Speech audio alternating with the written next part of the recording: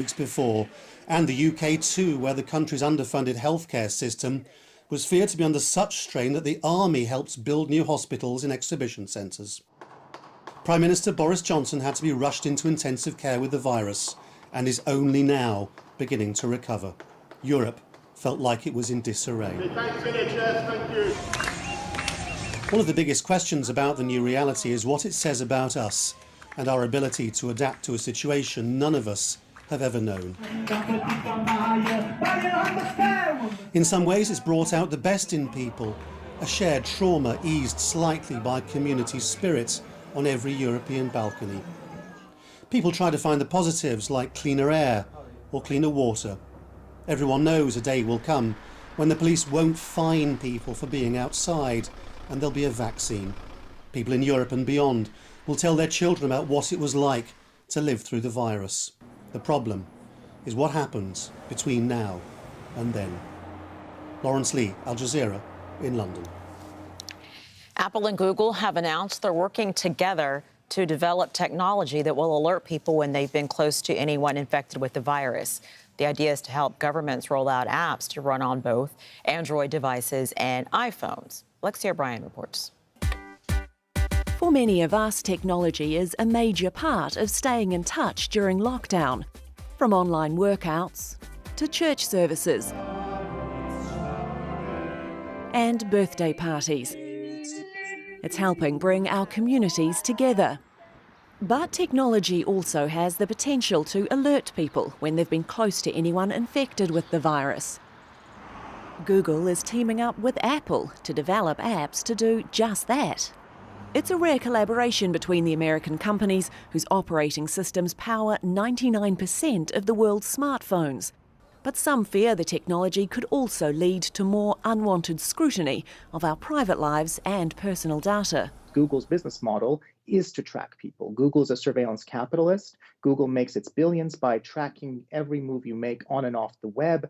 Apple and Google say privacy, transparency and consent are of utmost importance in this effort, and they will openly publish information about their work for others to analyse. Governments worldwide are working out how technology can help us to identify sick people and stop the spread of the virus. Some countries, including Poland, Israel and Singapore, already use people's handsets to monitor their quarantine or send coronavirus alerts. South Korea is joining Hong Kong in using electronic wristbands, with some users asked to send a photo of their home to prove they're in self-isolation. That's aimed at getting the lockdowns and border restrictions lifted as soon as possible. It's very new technology. It's very interesting, but a lot of people worry about it in terms of a person's freedom. We're going to take a look at that, a very strong look at it. We'll let you know pretty soon. In China, where the outbreak began last year, mobile QR codes dictate whether people can leave the house and where they can go. Digital rights activists say such apps need to be designed so they can't be misused.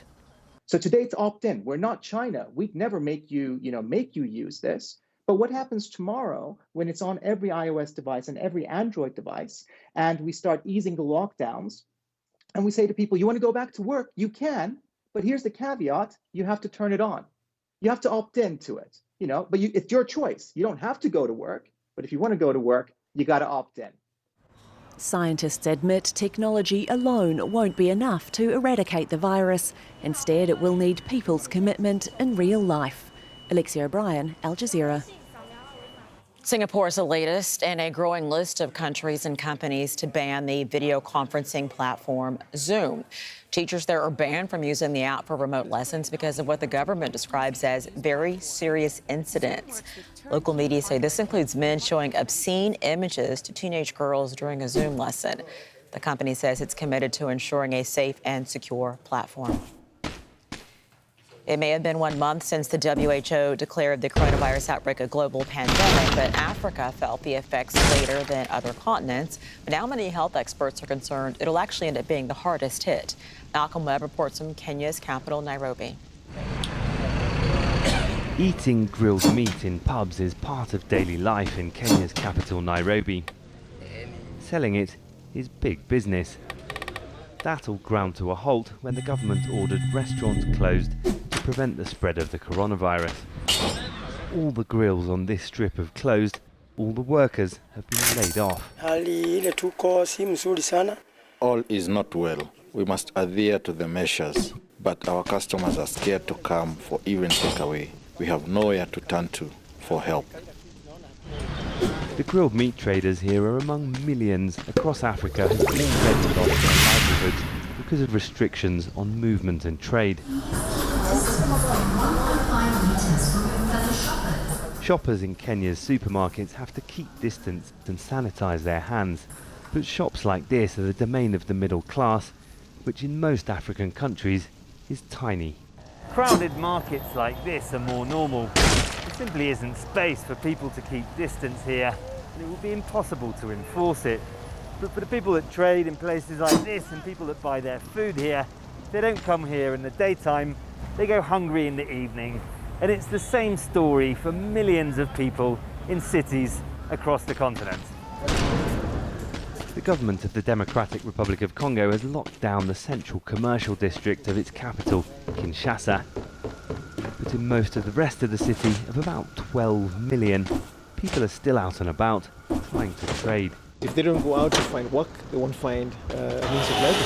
So that becomes a significant constraint to the containment measures the government said it's the workers of social protection. We're going to see people. South African army accused of rights abuses when it was forced a lockdown. The country's recorded more cases of the virus than anywhere else on the continent, possibly because it's carried out many more tests. Its lockdown seems to have succeeded in slowing the rate of infection. In much of the rest of the continent, hospitals and health ministries have recorded relatively low but sharply rising numbers so far. For many living in such conditions, like some in Nairobi, health experts These interventions hygiene practices, but also taking care of the social needs of the population are not going to be thought out clearly, then we are going to see a steep rise, and will bring in a lot of as long as markets are busy, like this one in Nairobi, it will help the virus spread. Social African governments make difficult decisions in the weeks ahead. Millions of people will face the consequences. Malcolm Webb, Al Jazeera, Nairobi, Kenya. Measures to stop the virus spreading in Colombia mean migrants there have found themselves unable to work. They're faced with a tough choice: stay and try to survive on nothing, or go back to Venezuela, which is still embroiled in crisis. Alessandro Rappieri reports.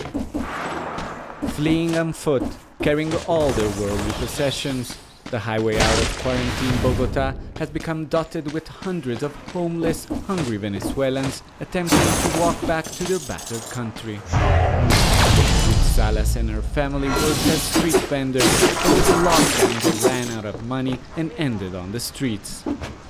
There was no one left to sell to. How were we supposed to survive? The police even prohibited us from being outside. We live hand to mouth, day by day. How can we pay the daily rent? How can we eat? Venezuelans, like other South American countries, escaping the economic collapse in Venezuela. Some had managed to earn a meager but decent living, like the Ruiz, who worked in a car wash. Leaving was an agonizing decision.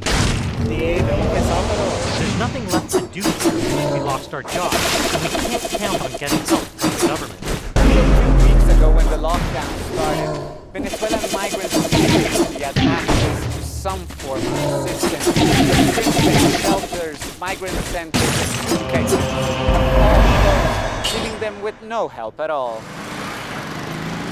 The government has increased the number of cash transfers to some struggling families, but it's not enough. Bogota's mayor said that at least for now, temporary shelters being built in the city were exclusively for vulnerable Colombians. The doors of Catholic relief organizations are closed with no official date for reopening. Father Wilfran Olaya says the fear of contagion and the excessive number of people in need left them with no other option. We don't have the resources nor the space to deal with it. Seeing the mere government responsibility to one another because the number of people in need is simply too high. Back on the highway, the Ruiz stop to catch a breath and firm up their bags. They estimate it will take them 15 days to get to the border. They know the situation back home will be equally tough, but at least they say they'll have a roof over their head and their family nearby to help as much as they can. Alessandro Ampietti, Al Jazeera, Bogotá.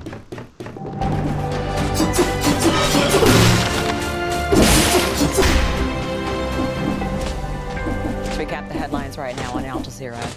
The UK has seen another big jump in deaths, reporting 917 more people dying in hospitals in the past day.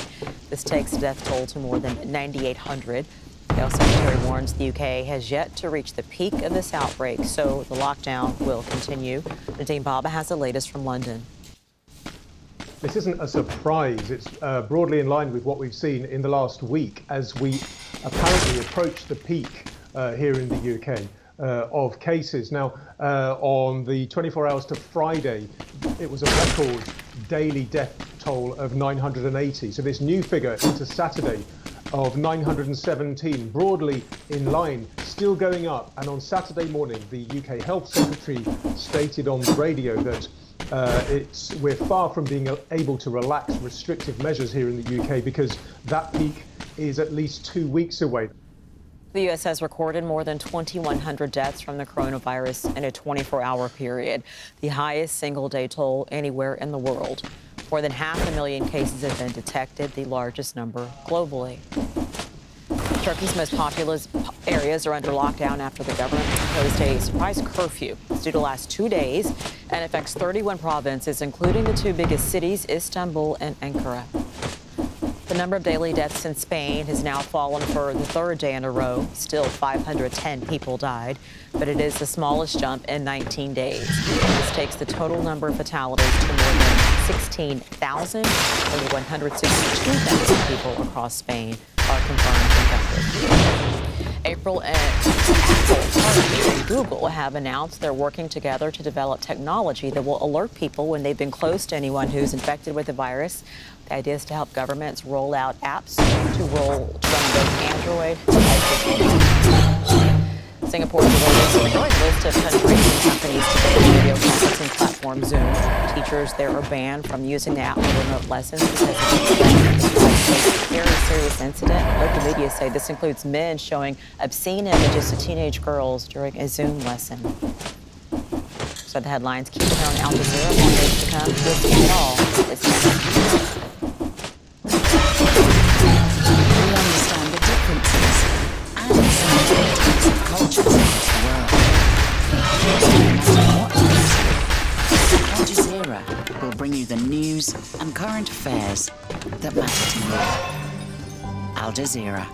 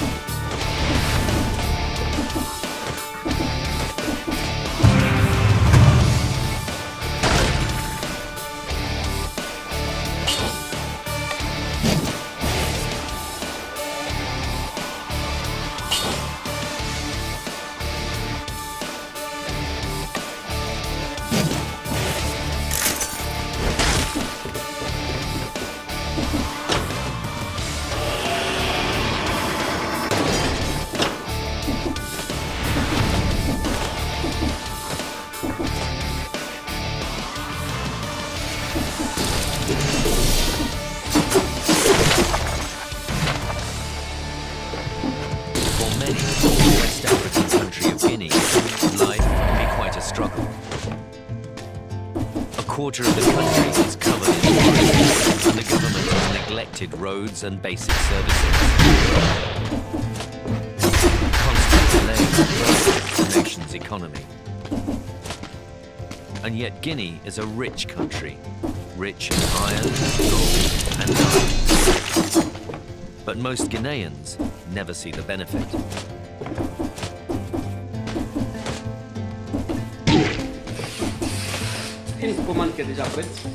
Today, Pierre and his assistant must transport medicines in record time from the capital Conakry to Kisadugu on the other side of the country.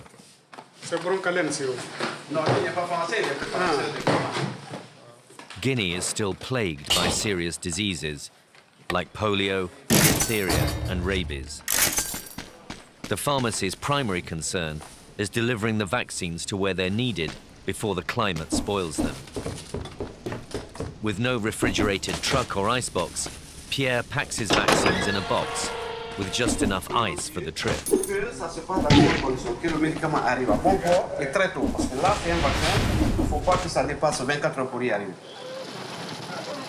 The next challenge is getting the vaccines to a porter at the bus depot. A downpour has caused huge traffic jams.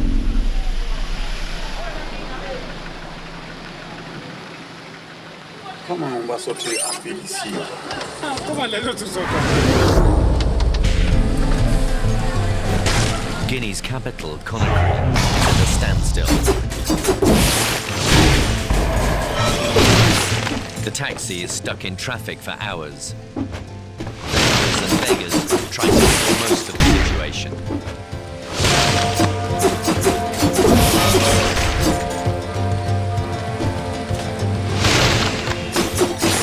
Voilà, j'arrive, nous sommes en route. Et nous sommes d'inquiétude pour moi. Mieux que ça, il y a des patients qui attendent, qui n'attendent que ça produit aussi. Certainement, ils souffrent là-bas. C'est la vie humaine qui est en cause comme ça. After 6 hours in traffic, the taxi finally reaches the bus depot.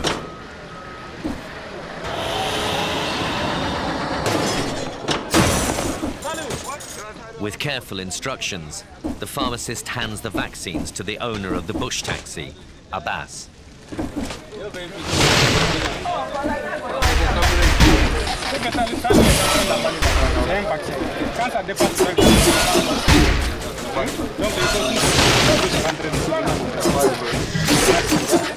The fragile vaccines are placed under the front seat.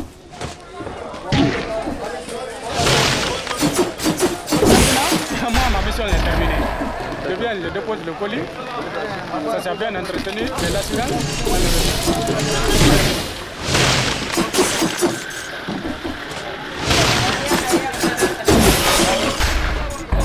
Guinea has no railway, and planes are prohibitively expensive. Taxis are the most common form of transport, but drivers take advantage by overcharging clients.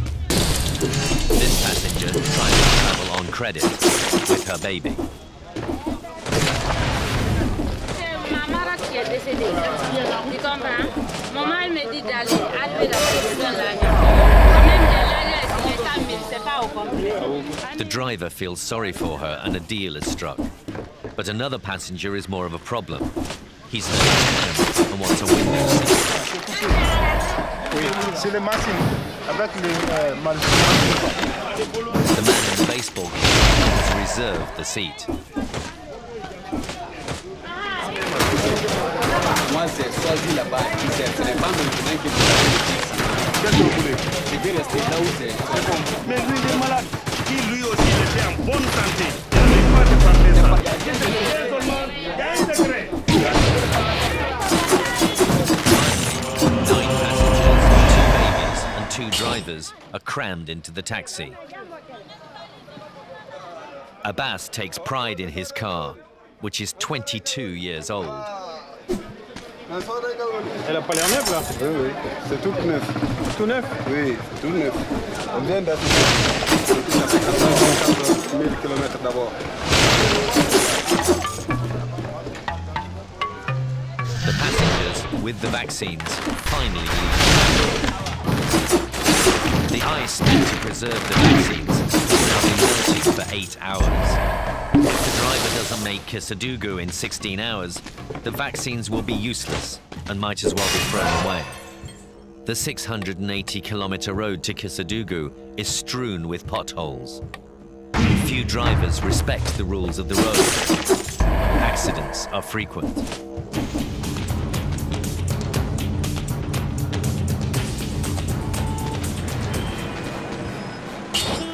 Even before leaving the capital, the driver's patience is tested.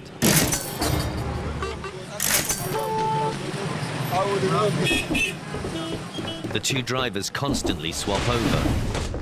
The boot is not exactly comfortable.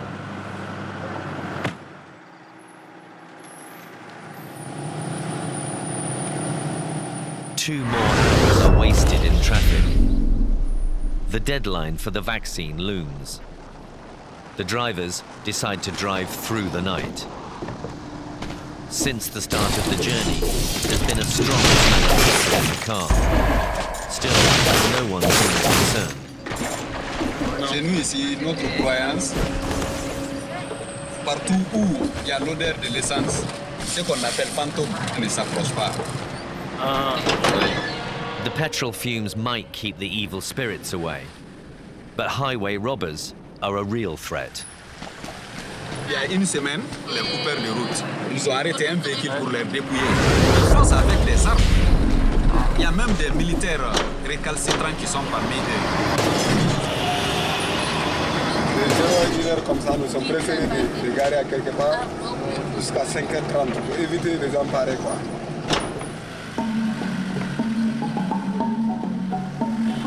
The stop is a welcome relief to the cramped passengers. Their bodies ache and their stomachs are empty. Ah, ça va, mais j'ai faim quand même.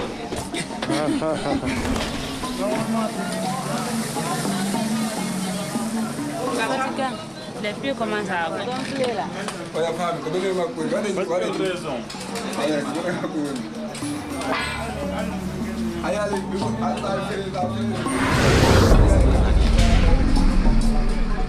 As a precaution, they wait until daylight before setting off again.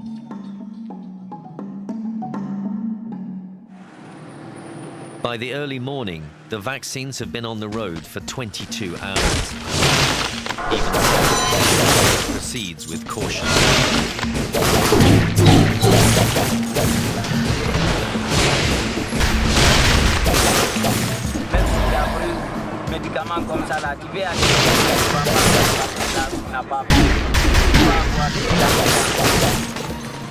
Good judgment at these times is critical.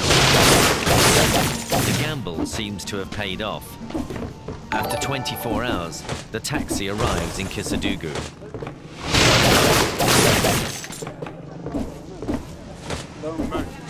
The pharmacy is closed, the ice has melted, and the vaccines urgently need to be refrigerated.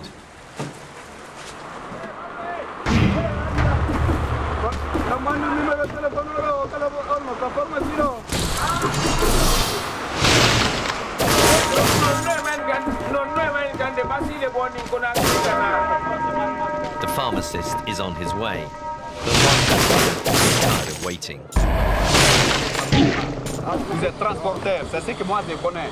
J'ai payé le prix normal pour que vous m'amenez à Kédougou.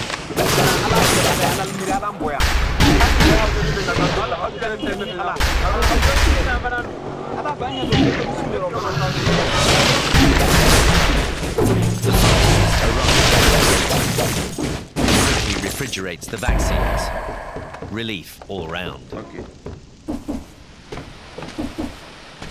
Most villages and some towns in Guinea lack the most basic services. Kisadugu and its 200,000 inhabitants get only a few hours of electricity a week.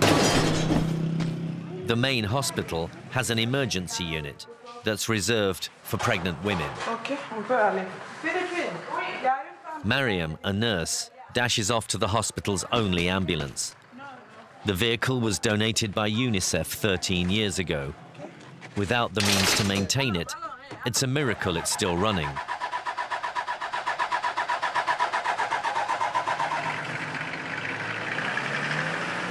Due to the high price of petrol, it can only be used once a day. On vient de nous appeler à l'hôpital que de partir chercher une femme en grossesse. C'est une urgence. C'est à 75 km. Et on doit faire vite parce qu'on doit sauver cette femme. C'est une vie qu'on doit sauver.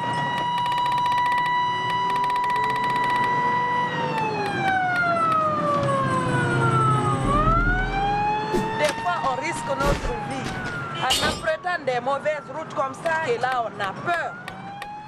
Nurses waste a lot of time tracking down patients in the bush.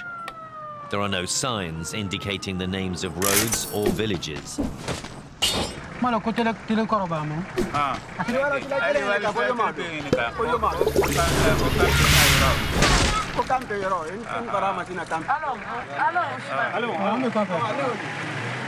Two hours later, and they still haven't located the pregnant woman.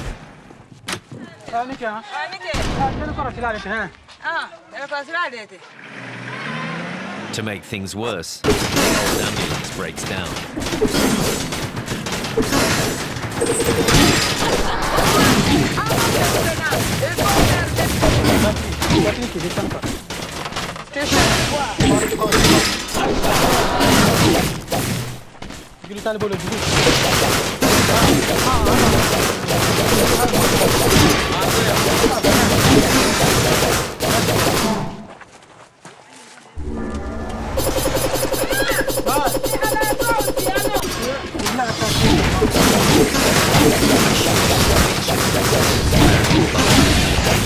Father-in-law, worried he'd set out on foot looking for help. Depuis mercredi, elle a mal.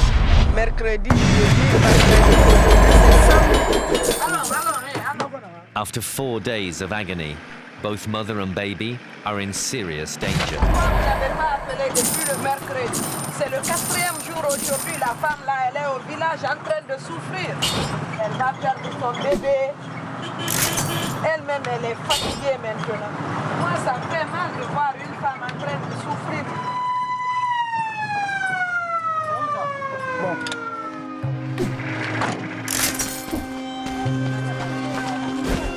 3 hours after leaving the hospital, Mariam can finally attend to the patient. The baby is poorly positioned, and the 18-year-old girl is in urgent need of a cesarean. In rural villages, grandmothers act as midwives, assisting women with childbirth.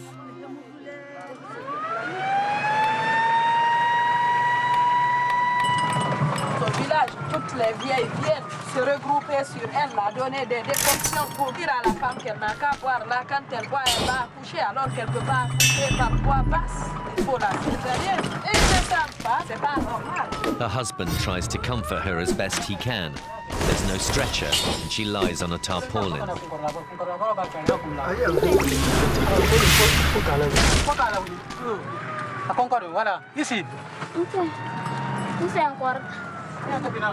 Ça va aller, hein?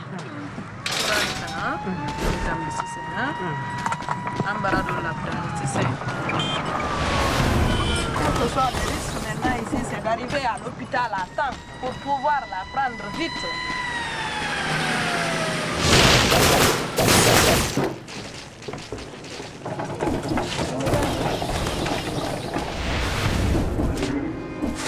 The hospital has no running water, and the operating room has only one set of surgical clamps. But there is an anaesthetist, and mother is soon asleep. The cesarean goes well, but the baby isn't breathing. The nurses do their best.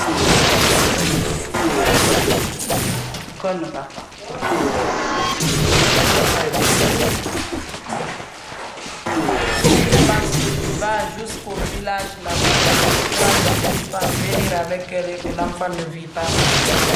Vraiment, là, ça fait mal. Ça fait mal. Donc, on va essayer la maman. 4 days of contractions have paralyzed the mother's legs. The hospital has no suitable medicines.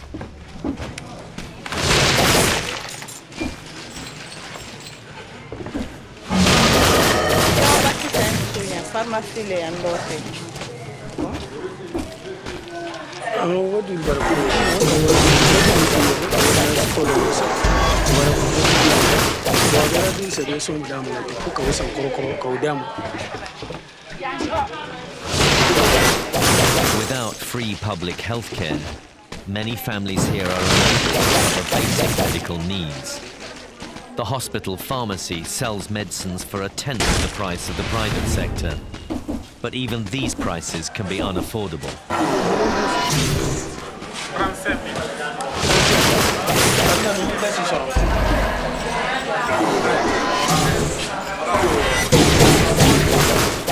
In Guinea, $5 can change a life.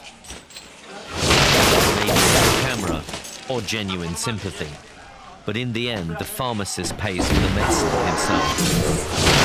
There's enough to treat his wife for a week. Any longer, and it'll be up to the husband to come up with more money. According to UNICEF, 15,300 babies and 3,800 women die in childbirth each year in Guinea.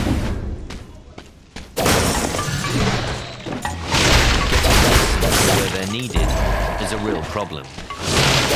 These medicines are on their way to a dispensary in the middle of the jungle. This one is the risky journey Amaka will take.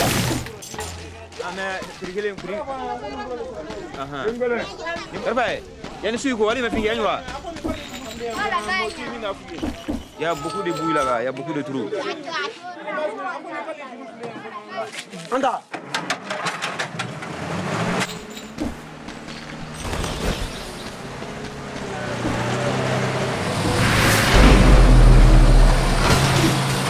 Le Brésil central.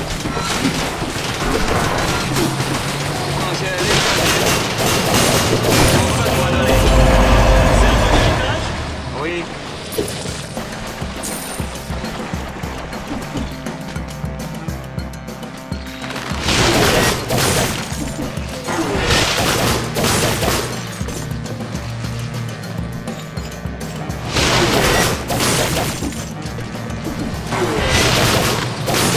Le matin, sauf le soir. Des fois, je vais rentrer. Je vais faire 2 heures, 3 heures, nuit sur la montagne.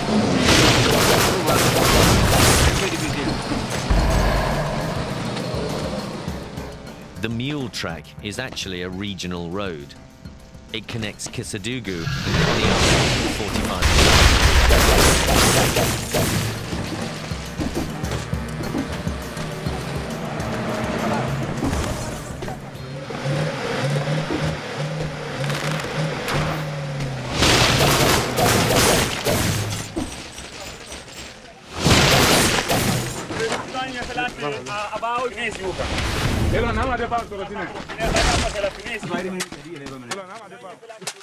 At each bog, the rhythm of the spades resumes, and it's always the same tune. Amaka is encouraged.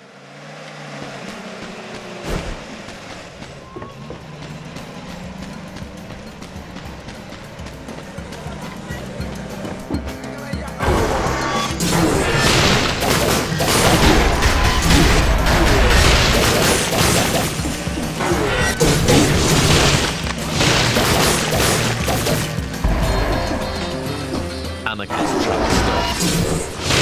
Engine lacks power. Le courant est coupé, le courant il apparaît.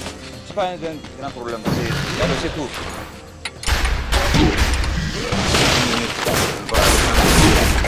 Très rapide. Nous on fait tout. Avant de conduire, on fait l'apprentissage. Si ça tombe en panne, toi-même tu vas te dépanner et continuer. Parce qu'on est pauvre ici.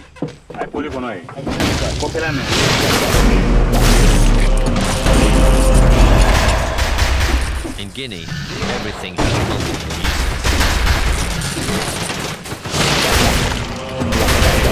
Dans le sac du riz, bon, dans les basses qu'on met sur le camion, on peut attacher avec ça. Comment ça vous l'avez?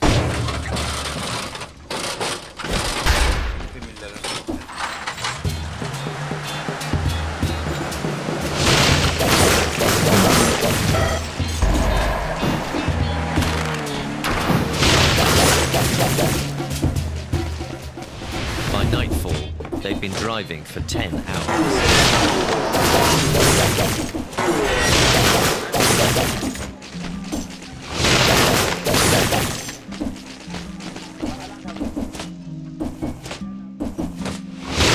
The nurse at the dispensary collects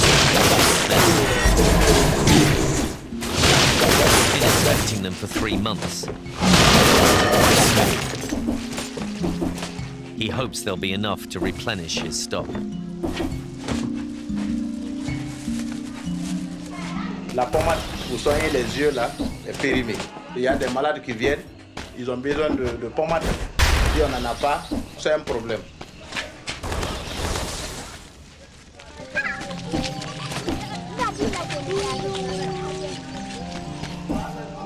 Among the medicine Benjamin has received are vaccines against measles, diphtheria, tetanus and polio.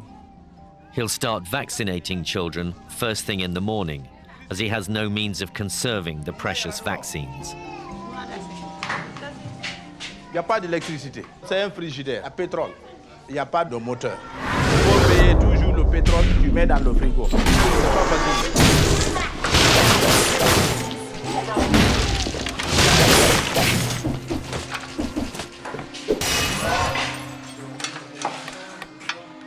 Donne-nous Catherine Frida.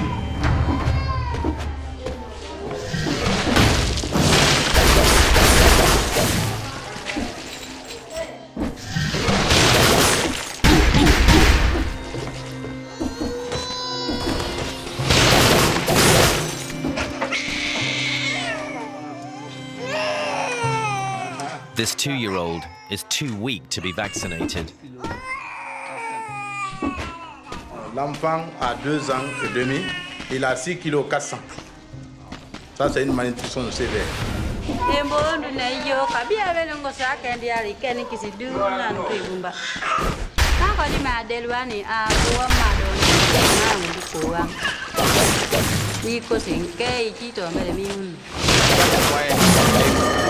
Arrivé là-bas, on peut vous faire une ordonnance. Et si tu n'as que 50 000 francs ou 30, les autres ne vont pas te donner. Il faut payer. Raison pour laquelle on a fait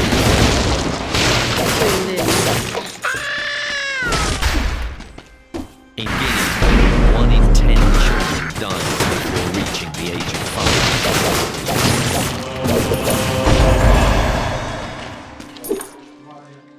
Doctors scarcely ever visit these remote villages.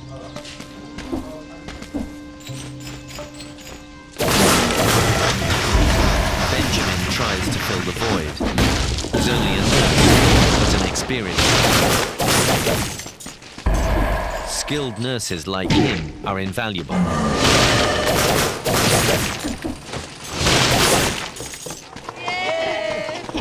The villagers are always grateful.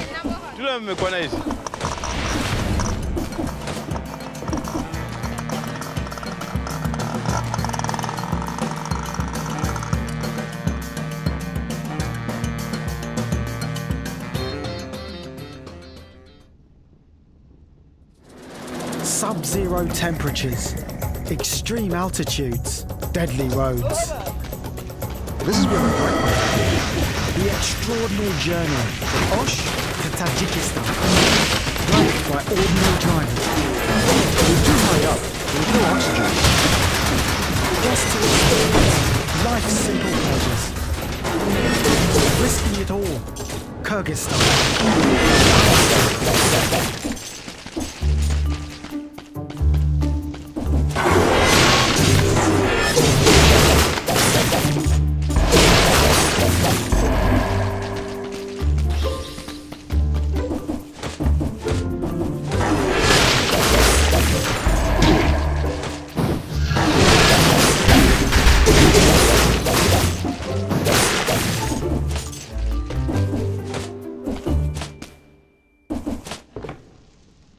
Join the global conversation. You pop the bubble so that people can expand their brains and maybe have a different view. This is a dialogue. Women in Cambodia are, in fact, selling their hair. We don't know how much they're getting paid for it. It's hard to track. It's hard to trace. Everyone has a voice. Tell us what you think, and your conversation could be right here in the stream. We need to step away from shaming people for not necessarily being perfect. This is a journey of progression, not perfection. On Al Jazeera. The latest news as it breaks. With no treatment or vaccine for coronavirus, volunteers here say they'll continue to provide the services to fight the disease. With detailed coverage a lockdown without any planning for India's millions of migrant workers. And fearless journalism from around the world. For many, coming to this place is the only chance they have to eat at least once a day.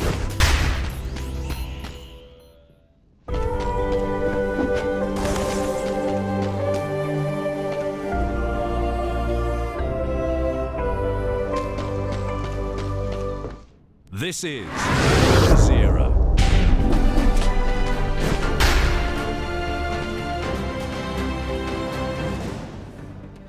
Hello there, I'm Nick Clark. This is a NewsHour live from Doha. Coming up in the next 60 minutes, the UK records more than 900 hospital deaths from coronavirus for the second day in a row. Concern grows about the government's handling of the crisis. It's going to disappear. One day, it's like a miracle, it will disappear. Well, as coronavirus cases in the United States soar past 500,000, we examine the handling of the crisis there by the Trump administration. A lockdown is imposed in 31 provinces across Turkey, including the biggest cities of Istanbul and Ankara. Google and Apple are developing an alert to let you know if you've come into contact with someone who's infected because it infringe on privacy.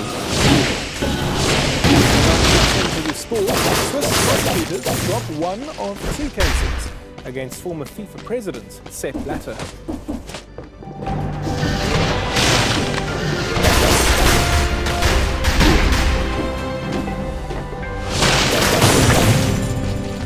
So then, the UK is zeroing in on the grim figure of 10,000 coronavirus-related deaths as we go to air. It is the new hotbed of the pandemic in Europe. Climbing another 970 total to almost 9,900. And the Health Secretary warns it's yet to straight away on Skype from London. And Mariam, 918 yesterday, Friday, 917 today, the numbers are still extremely high. That's right. There's a daily death toll and the rate of increase is nearing the 1,000 figure. But really, you feel as though we've seen the worst of this crisis over the past few days, having already overtaken Spain. The worst recorded number of daily deaths. So it'll be interesting what we hear from the government at this briefing in a bit. But at the same time, it's quite confusing because they've been saying that there are some signs of improvement in some of these figures, while at the same time saying that the country hasn't reached its peak just yet. And that's because, when you look at these figures, there is a time lag with this virus and the way in which it affects the population. So it can take some time before an infected person starts to show symptoms. And then if they start to become sick to the point where they need to be hospitalized, that takes some time. And then also it takes some time if they continue to deteriorate and sadly die from the disease. And so because of this time delay, the expectation is that we probably will continue to see these numbers rise today, the next few days, and going into the coming week. So even if you have these physical distancing measures in place, you have this lockdown in place, and the idea behind that is, of course, to reduce the spread, reduce the transmission of the disease. This is all going to take some time to feed through into the actual figures. So sadly, we will probably see the number of dead continue to rise. Yes, and the supply of personal protective equipment and indeed the amount of testing in the UK, well, that's been a big focus of criticism, hasn't it? Yes, the government has come under a great deal of pressure over there being a lack of testing and personal protective equipment. And actually, today, the Health Secretary, Matt Hancock, has been making some remarks about NHS, about hospital workers overusing or perhaps wasting some of this equipment. And that really hasn't gone down well in the current environment. I mean, these are people that are facing unprecedented pressure right now that is only likely to get worse. And so comments like this from their perspective is in some ways quite offensive, because you have had for many weeks now associations like the British Medical Association, but also trade unions coming out and saying that doctors, nurses, ambulance workers, mustn't forget, people that work in care homes and in old age facilities don't have the kit that they need to protect themselves. And the British Medical Association warning today that there is a dangerous shortage of supplies in London and also in Yorkshire, which is in the north of England. And so they are worried that doctors and nurses are being put in this awful position of having to treat patients and in doing so are risking their own safety, and has to be said that the safety and the well-being of their family. So there is a great deal of anxiety over this. All right, Mariam, thanks very much for that. We'll talk to you in a bit after that briefing that you mentioned at Downing Street. Here's the scene right now, just waiting for, I think it's the Home Secretary this time, Priti Patel, who's due to give that briefing at Downing Street, and we will go to that just as soon as she appears. Now, after the virus emerged in China, the epicenter of the disease soon shifted to Europe, overwhelming hospitals and forcing tens of millions of people into lockdown.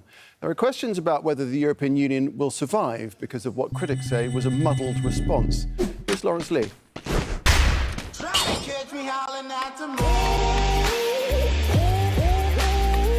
If you cast your mind back the days before everything changed, it is extraordinary how badly things were misjudged, how it all went wrong. This video was shared by the mayor of Milan on February the 27th, when politicians in northern Italy were either blaming migrants for the virus or insisting the country's financial capital had to remain open for business. As a piece of politics, it was catastrophic. This messages had a huge impact and probably led people to underestimate what was happening here. After a couple of weeks, all these had to apologize.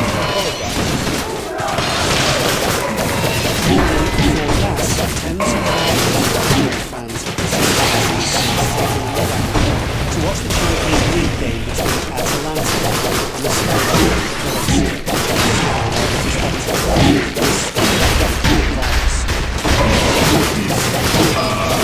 the days turned into weeks. The horror of the situation turned into a game of 300, 400, 500, 600, 700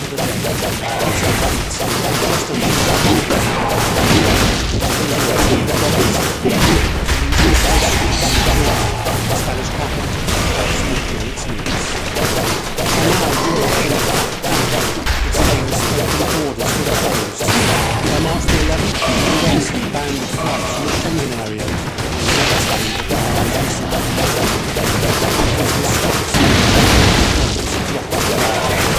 European unity was nowhere to be seen amid allegations of countries hoarding protective medical equipment and not sharing it in Spain. No member state can handle this crisis on their own. And because in this crisis, and in our union more generally, it is only by helping each other that we can help ourselves. Not only could Europe not agree on ways of helping each other's economies, there were enormous differences in the response to the pandemic. Sweden didn't go into lockdown at all. Germany tested as many people as it could for the virus and had a much lower death rate than other countries. Hungary banned elections and handed all power to Prime Minister Viktor Orban, to the consternation of much of the European Union. France began the same grim trajectory of cases as Italy had a few weeks before, and the UK too, where the country's underfunded healthcare system was feared to be under such strain that the army helps build new hospitals in exhibition centres. Prime Minister Boris Johnson had to be rushed into intensive care with the virus, and is only now beginning to recover. Europe felt like it was in disarray. One of the biggest questions about the new reality is what it says about us and our ability to adapt to a situation none of us have ever known. In some ways, it's brought out the best in people.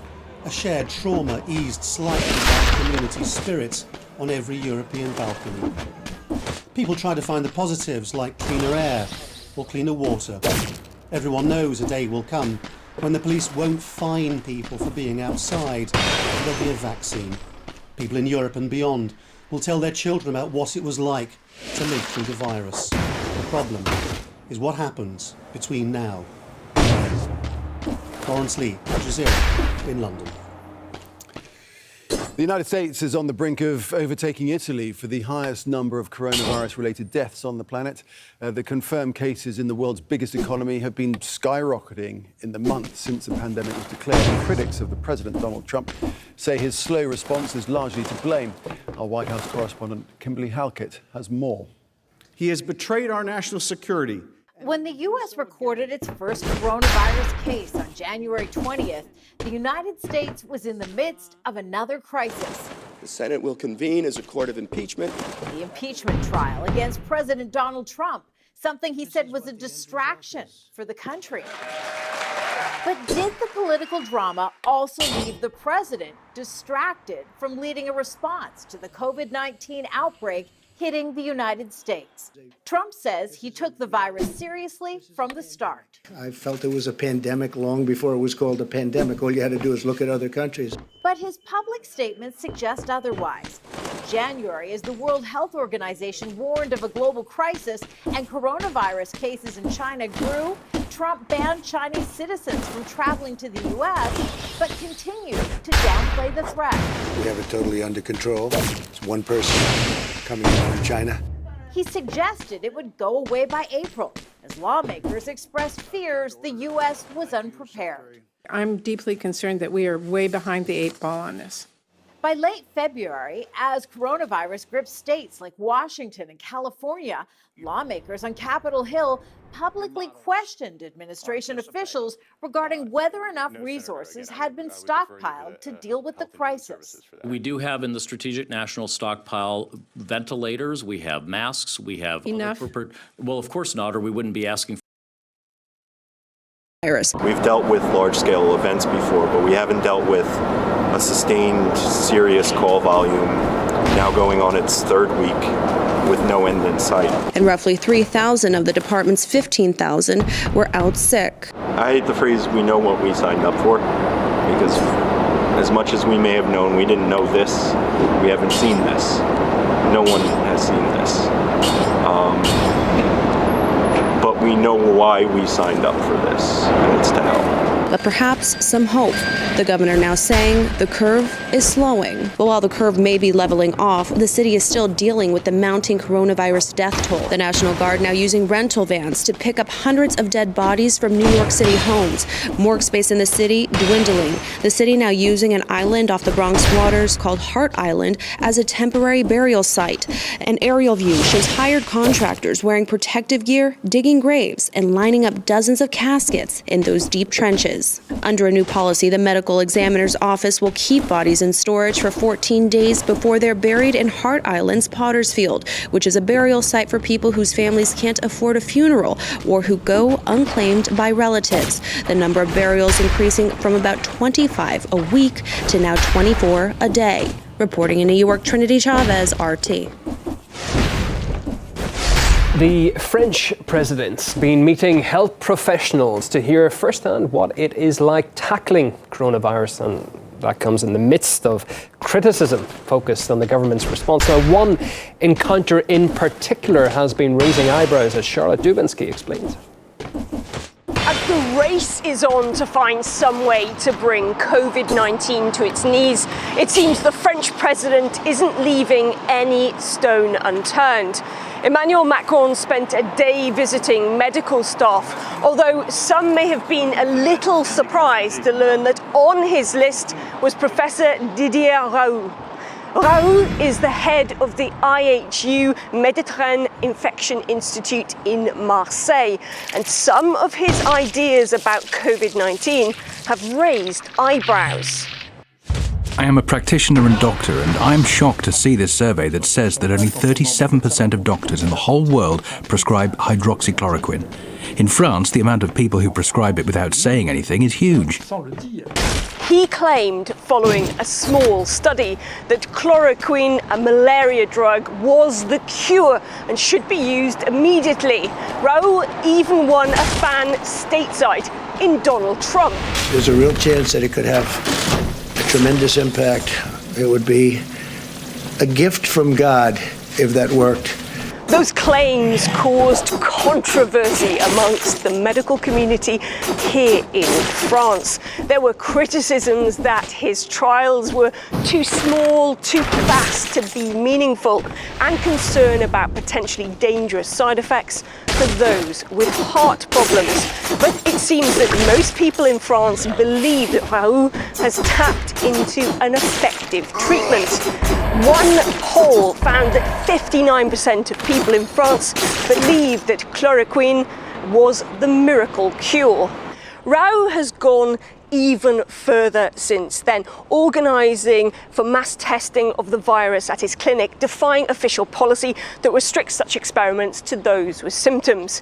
People queued outside his hospital despite there being a lockdown. The French government later caved in and decreed that the drug could be prescribed. But questions are now being asked if this visit by President Macron has only added fuel to the hype over what remains without a full series of clinical trials and unproven treatment. The message that President Macron is sending is one of support, which is detrimental to the scientific community. Professor Raoult certainly has an interesting personality, but one doesn't heal with personality. Macron's visit of more than 3 hours was in private, but has been splashed across the French news. His advisors say it wasn't an endorsement, but rather intended to show that the president is listening to a wide swathe of scientific opinion. But this visit came before the results of clinical trials which are underway are due to be released.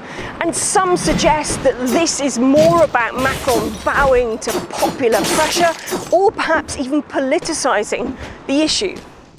I am a bit surprised by the president's visit to Professor Raoult, because it's a little unexpected to endorse this treatment while we are still awaiting a real double-blind study with a control group.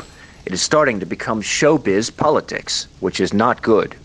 Though general opinion polls have surged in support for Macron as the pandemic has unfolded, it seems amongst the medical community and medical staff, the president is not overly popular. They raised their voices demanding protective gear, and they were not the only ones. On the same day, Macron had visited a hospital here in Paris.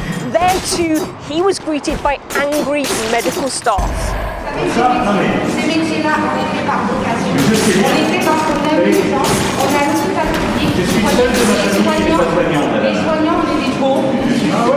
Et demain, on peut se retrouver dans les lits, nous aussi. Et donc, ce qu'on aimerait bien pour nous, on aimerait pouvoir le faire pour autrui. Et avec les membres d'effectifs, avec les membres de personnel, on y arrive. Macron has said France is at war with COVID-19, and as the commander-in-chief, he is aware that this is a war he must win, even if getting there means veering away from the usual tried and tested path. Charlotte Dubensky, RT, Paris. On the way, none of the crowded congregations celebrating Easter this year. Instead, the world's 2 billion Christians are having to mark Holy Week at home as church leaders address empty spaces. After the break, we look at how religions are adapting to the lockdowns.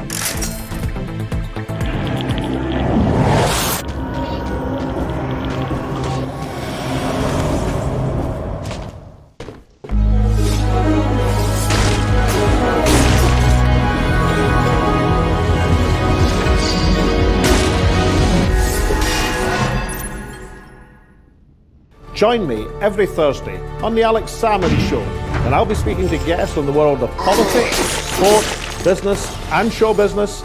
I'll see you then.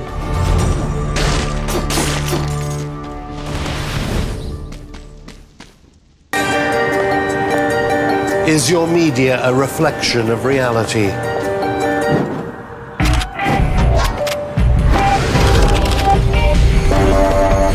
In a world transformed, what will make you feel safer? Isolation or community?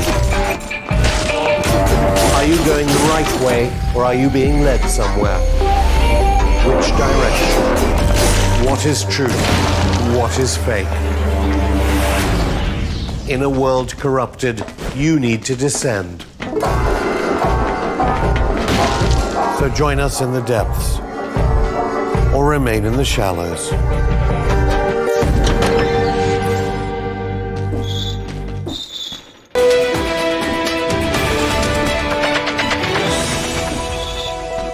Minutes past the hour, welcome back.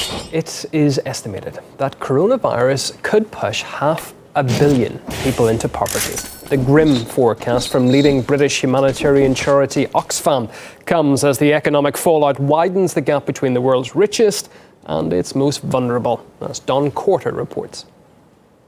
As government lockdowns around the world continue without an end in sight, the writing is on the wall. Worse things are on the horizon. We anticipate the worst economic fallout since the Great Depression. The world is confronted with a crisis like no other.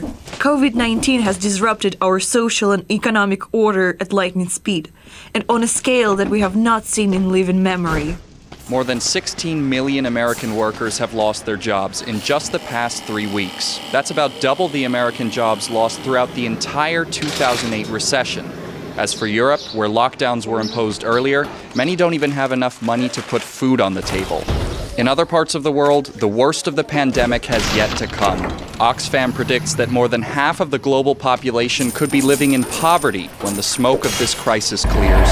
So the estimate is based on World Bank data. So we looked at the numbers of people living in poverty currently, and then we modeled what a 20% drop in people's income would do. We are estimating that the impact of the coronavirus crisis could be to increase worldwide the numbers of people living in poverty by 500 million or 500 million people, which would set back poverty has been reducing in recent years, so this would set back the fight against poverty by decades. So a huge impact on the poorest people across the world. Where there's tragedy for some, there's prosperity for others. Billionaire filmmaker David Geffen is a living example of how the rich are literally sailing away from their problems. Sunset last night, isolated in the Grenadines, avoiding the virus. I'm hoping everybody is staying safe. How lucky we plebs are for Geffen's concern. There are those from the ruling class that did stay behind, though, and they're not too happy about having to self-isolate. One thing that I've learned from being in quarantine is that this is like being in jail, is what it is. If prison is anything like Ellen's house, we might soon see a serious spike in crime. Adding to how out of touch the wealthy are seeming these days is a video of Hollywood stars singing Imagine. Imagine there's no heaven. It probably seemed like a fine idea at first, but the video didn't exactly play on everyone's heartstrings. I will never get over Gal Gadot singing Imagine There's No Heaven and smiling into the camera as thousands of poor people die of coronavirus. Horrific. Some rich people are even trying to join in the fun of working people's struggles. Look, Gwyneth Paltrow even found a mask to match her dress. Too bad many medical workers don't have one that matches their scrubs, or even one that doesn't. The world was already more unequal than ever before this pandemic hit. But with this new economic crisis on our plate, the gap is only getting much wider. Well, Instagramming celebs aren't the only ones getting something out of self-isolation. British MPs have been handed an additional £10,000 for expenses to work from home. Lawmakers have already received an extra £25,000 to cover added staff costs. That's on top of the pay rise they got at the start of April, which took their basic salary to over £80,000. The news hasn't gone down too well with the fellow countrymen who are stuck trying to work from home too. It's actually doing my head in. The MPs have been given £10,000 each to work from home. Yet my mom, who is working in the front line for the NHS, has to share eye protection because there isn't enough. Why do MPs need a £10,000 allowance working from home? Many others are having to work from home and they get zero allowance. £10,000 minus travel expenses minus sundries not incurred would equal far more than this. They're already getting a good deal on zero allowance. Well, echoing that, the founder of Britain's largest independent food bank believes the extra money would be better spent on others more in need.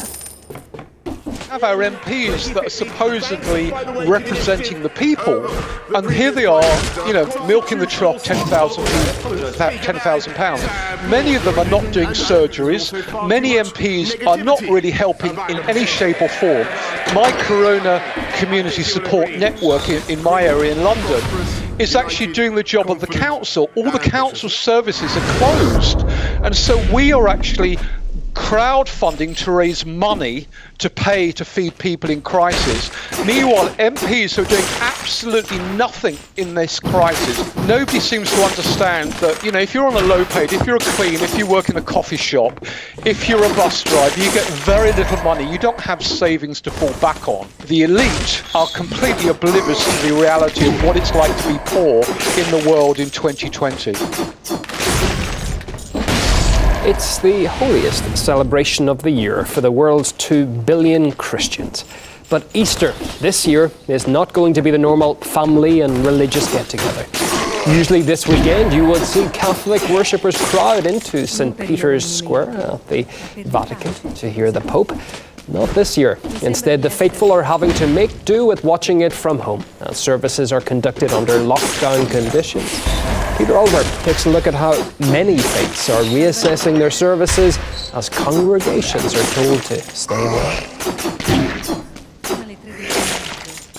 With coronavirus having the impact it is all around the world, this is exactly the time you may think people would be turning to religion for a little bit of comfort. And this time of year is usually when we would see the largest religious gatherings taking place.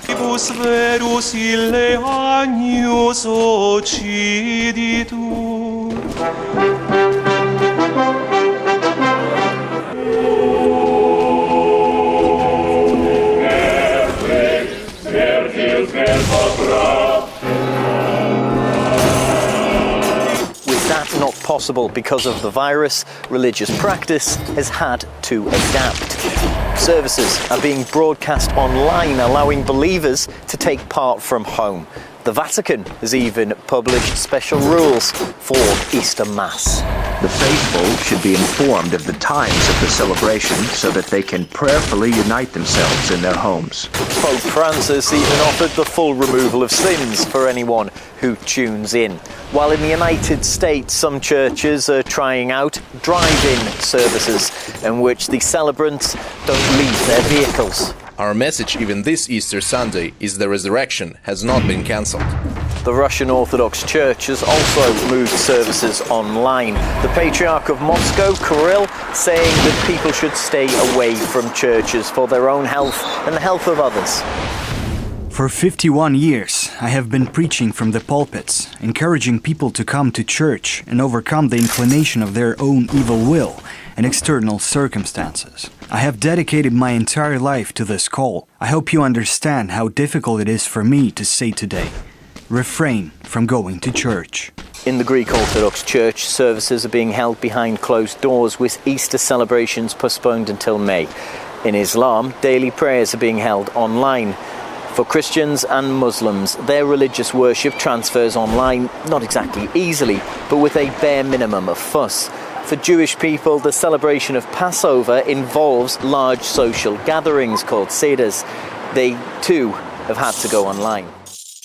Almost 100% of Jewish people attend a Seder. This year, family gatherings are out and people will have a Seder on their own, often just one person, and it will be a bittersweet celebration.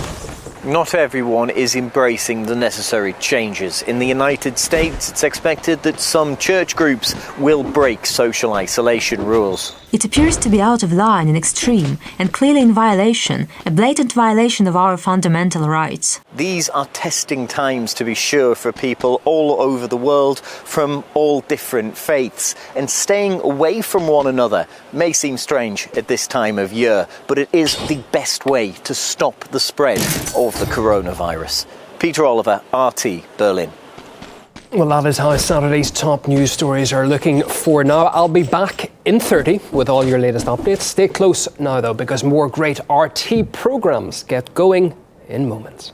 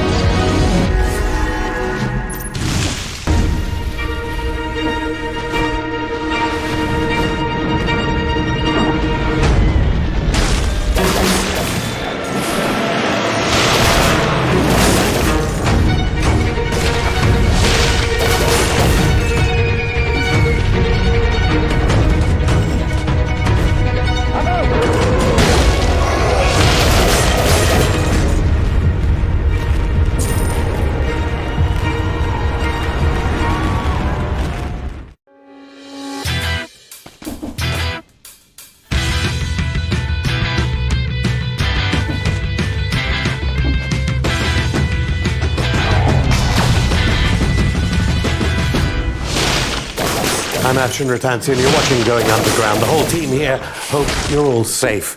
We're away until Wednesday, the 22nd of April, but in the meantime, we're screening some of your favorite episodes of the year so far. Coming up on this show, with a global pandemic weighing heavily on the mind of the only animal in the known universe aware of its own mortality, humans, we ask the theoretical physicist who helped bring string theory and the multiverse into the public eye, Professor Brian Greene, about what we can learn about our deaths from the ever-present cosmic chaos that could imminently destroy our reality.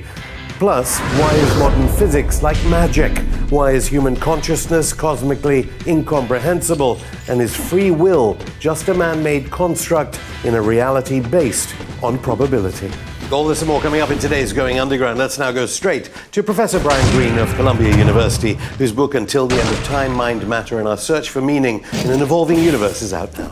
Brian, welcome to Going Underground. We don't have until the end of time, obviously, to talk about this book, but we could talk for ages. I know every interviewer must say that. They may have read The Elegant Universe, The Fabric of the Cosmos, The Hidden Reality.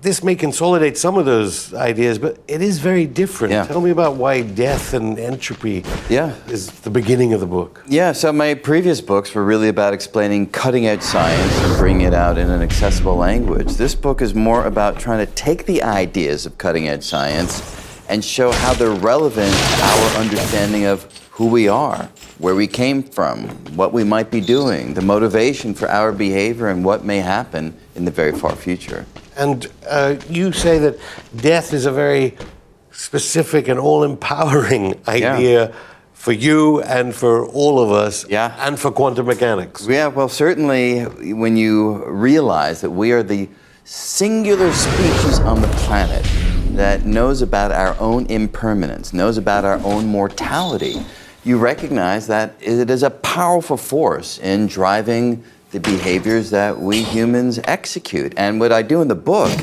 is I juxtapose that realization of our own impermanence with the realization of science that the universe is impermanent. So there's a wonderful interplay and reflection between the cosmic version of this idea and the human version of this idea. Now, people may think they know what entropy is. Maybe some of our viewers won't. You seem to say entropy is a key to our understanding of daily life and the universe. Absolutely. As I try to lay out the entire history of the universe, from the beginning to the closest that we can get to the end, there are two principles that govern that unfolding.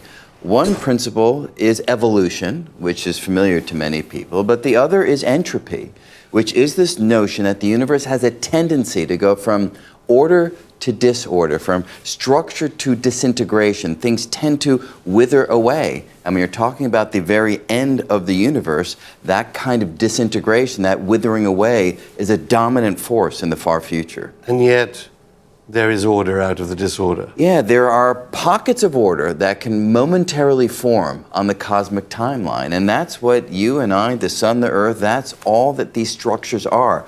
They're momentary way stations in the evolution from the orderly beginning at the Big Bang to the disorderly future of what we will see as the universe unfolds, and we are in the middle. Are we ourselves pockets of that order out of disorder? We are momentary pockets of order. We exist by taking in orderly structures from the environment. You know, I'm vegan, so I eat plants, nuts, fruit. My body processes those orderly structures, allowing me to maintain my order for a small period of time as my body then releases disorder through heat and waste to the environment. We are conduits that the universe uses to create disorder in the environment, allowing us to persist for a short period of time. Now, you've written a lot about the probabilistic new science. I don't know whether that's the correct term quantum mechanics, to use. I just wonder, since there's so much history of science in here, as well as history of art and history of religion, whether you're reflecting the times we live in. Because if Sir Isaac Newton was a product of Protestantism, Trinitarianism, Einstein, the 1905 Russian Revolution, whether you're the Reaganomics science. It's all probability, Right. the market. It's a marketplace of things. Well, yes and no. So I think metaphorically, absolutely. And there is a deep interplay between our scientific understanding of the world and the way that that seeps into the cultural understanding of the world. But quantum mechanics, which is the proper name for this probabilistic look at reality, emerged from experiments and observations in the early part of the 20th century. When we tried to take Newton's ideas and apply them to atoms, Newton failed. Newton was unable to describe the data, he wasn't aware of it, of course, that emerged in the early part of the 20th century. So we physicists were forced to develop a new understanding of the micro world, the small things, and that understanding is quantum physics. And you're right, at its heart is a probabilistic description of the world. Newton would have said, this is what will happen in the future based on our knowledge of how things are today. Quantum theory says that that's not actually how reality evolves. Quantum theory says the best you can ever do is predict the probability of one or another outcome happening in the future, and our observations confirm that idea. There was a program the other day here about Paul Dirac and asking why this great British scientist wasn't better known, and people said it's because quantum mechanics is so difficult to explain versus relativity, which is pretty difficult. Yeah. Do you find it difficult? I mean, you're known for being able to communicate these complicated ideas. Yeah, you know, Dirac was a man who was very short on words, and I think that's part of why he wasn't as well known. But yes, quantum mechanics is stranger than any theory that came before because it is so counter to our experience. We look out at the world and it seems to have a single definite disposition. You are sitting right there. That seems to be the reality that I am experiencing. But according to quantum mechanics, when I look away, the reality actually devolves into a probabilistic haze of many possibilities, and only when I look back and measure the world does it snap to attention and have the definite disposition that we are all familiar with. That is a radically strange description of how the world actually is. Our observations confirm it, even though our experience seems to be at odds with that description. You might have to explain it very briefly, but the two-slit experiment, do you think it still terrifies everyone, as it did when it was first committed, about the way the observed changes by observation? Well, you know, what happens in science is an idea is brought forward because it's required by the data. Everybody scrambles to understand it. It can be terrifying because the old order is ripped out from under us and we're forced to have a new view of how the world actually works. But then, you know, 80 or 100 years later, students are brought up in these ideas and they seem almost second nature. So the ideas that confounded Albert Einstein in the 1930s, students now learn about it, say in my quantum mechanics course, and they're like, yeah, of course, that's how the world works. So it's a change not only in our understanding of the math and the equations, it's a change in mindset that naturally happens as physics changes and evolves. So give or take all the unsolved problems right now in physics, and there are a lot of them, arguably, it is the current belief and theory, and I know these different terms, theory, belief, all these different ideas that are in the book, that observations are changed by the act of observation. Yeah, so the idea is that the world has a disposition that is influenced by interactions. And when we observe something, we are interacting with it, and that interaction affects it. And this is an idea that was pretty foreign to, say, Isaac Newton, because the observations and the things that we were looking at were not affected much. Foreign to all of us. Yeah, that applies to all of us. Especially if you work in news. Yes, you see, right, that's true too. But on the large scale of everyday interactions, our observations don't really affect things because they're so big. But if you're talking about observing an electron or an atom, that act of observation can have a radical impact on it. And that is a new idea that comes from quantum physics. Now, what are the implications that you explore in the book about information, for information out of this? Yeah, well, we are basically information processing machines. And that's an unfamiliar way of thinking about a human life and human consciousness. Like, your brain and mine are nothing but collections of particles governed by physical law that have such an exquisite organization that we can take in information from the world, we can process it, and that's conscious awareness, and that conscious reflection can affect how we then subsequently behave. So in a way, we are again conduits for information. We take it in from the external world, we process it, and we give back information based upon our behaviors. You said that you don't talk that much about cutting-edge physics, but you do mention recent work, and you compare it to a swing.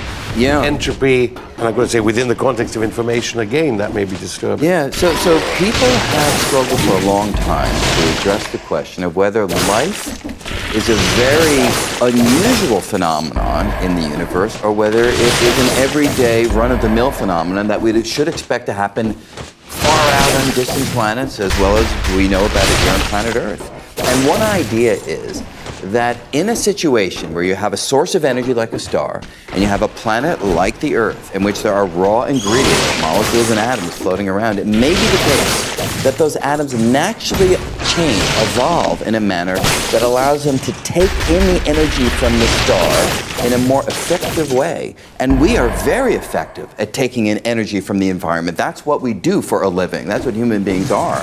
And so it could be, according to this theory, that life is the natural outcome of a star bathing a planet with heat and light, and therefore, if this theory is true, it may be that life is quite commonplace throughout the cosmos. Okay, well, while life, whether it be coronavirus or anything else, may be easier to understand, tell me about how you've changed, as you explain it in the book, about your ideas of consciousness. You said that you used to think of as conscious experience as what it feels like doing a certain kind of information processing in the brain. Yeah. But you've changed yourself. Well, I've changed and I've actually returned. So it's an interesting journey that I have been on. I had a kind of flippant response in the early days when people would talk about consciousness. And the reason I'd ask me is I was working on string theory. That was called the theory of everything. And they're just strings in the brain. That's right. So everything should include the brain and consciousness. So people would ask me about it. And my response at that point was, it's just information processing. That's why we have those inner experiences that we all know about. You know, we can love and grieve and feel and respond and reflect, and it's just particle motion in the brain. I still feel that way. But now I feel not like a computer. Well, now I feel it in a somewhat more refined version of a computer. When you think about the brain and its internal workings, there is a puzzle. Why would particles that themselves don't have conscious awareness be able in aggregate to create conscious awareness? That is a very strange state of affairs, and people, scientists, neuroscientists, philosophers still struggle with this idea. We've not resolved it. But I have certainly come to the perspective that the resolution, when it comes, will show that we are nothing more than particles governed by physical law, and that a byproduct of having a certain kind of organization, a choreography, a motion of those particles, is the sensation of everyday human life.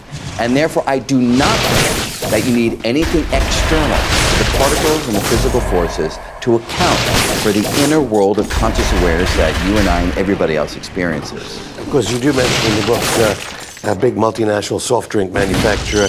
How is it that big multinational companies are so quick to be able to evade this consciousness, which we haven't even been explained through science with subliminal advertising? Well, you know, when you've got a bottom line to meet, it can be a very powerful motivating force.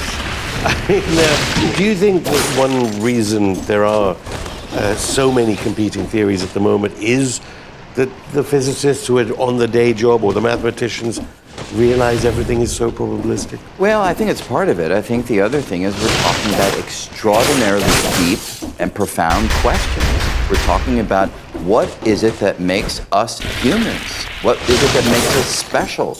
And there are so many ideas that people have kicked around for this. My own feeling is that 1,000 years from now, or maybe even 100 years, or maybe 10 years, depending on the rate of progress, we're going to look back at this era and kind of smile and say, how quaint that so many ideas were put forward to describe this mysterious experience of consciousness when all it was physics acting on particles, and that's all we needed. Professor Brian Greene, I'll stop you there. More from Professor Brian Greene after this short break.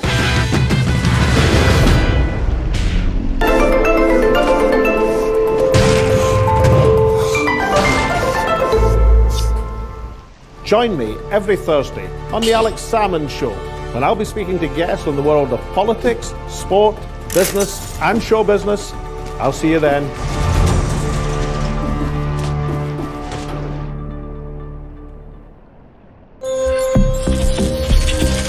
I don't trust medical authority at all, ever. And the reason for that is I had this horrible autoimmune disorder growing up, and it turns out it was completely alleviated with very drastic dietary measures. And I went to a number of doctors to discuss what happened to me, and I was basically laughed at, like diet has nothing to do with autoimmune disorders. So my suggestion to people who have health issues they can't figure out, if they're going to see a medical professional and they've been going for 10 years and they're still in the same place, they should probably take it upon themselves, start testing things out, testing out diet, testing out exercise, and try and figure out things on their own.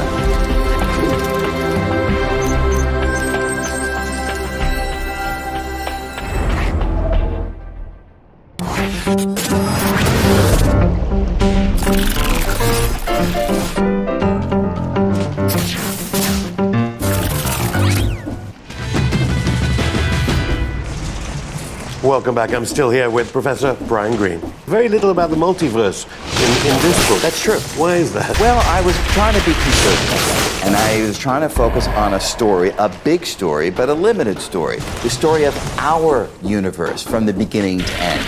And that's a big enough narrative, if you will, to occupy me throughout the course of this entire book. But you're right, in earlier works, I have wondered if it might be the case that our universe is not the totality of reality. What if there are other universes out there at distant and far-flung locations in this wider landscape of reality? And that's an interesting idea in its own right. But here I wanted to focus on our universe, its evolution, how life began, how consciousness emerged, and what's going to happen when we look in our universe into the distant future. But its emission doesn't signal the fact that you're abandoning the idea of multiverses and dinosaurs walking amongst us. No, there are many interesting stories to tell, and this is a very focused one, even though the palette of experience there has many colors. Of course, you use language to write the book, obviously. Yeah. You mentioned Noam Chomsky, who's been on this program. Is that right? Great. Just take us up to where we're at about language, because, of course, you're using language rather than mathematics, which underlies the words in this book. And I consider mathematics itself to be another language, a very highly specialized language. But you're right, people have wondered, where did language come from? And Noam Chomsky has some interesting ideas for the origin of language. There are others who have a different approach, a more Darwinian approach, that language gives us survival advantage. When we can communicate, we can coordinate our actions, we can function as a more effective group.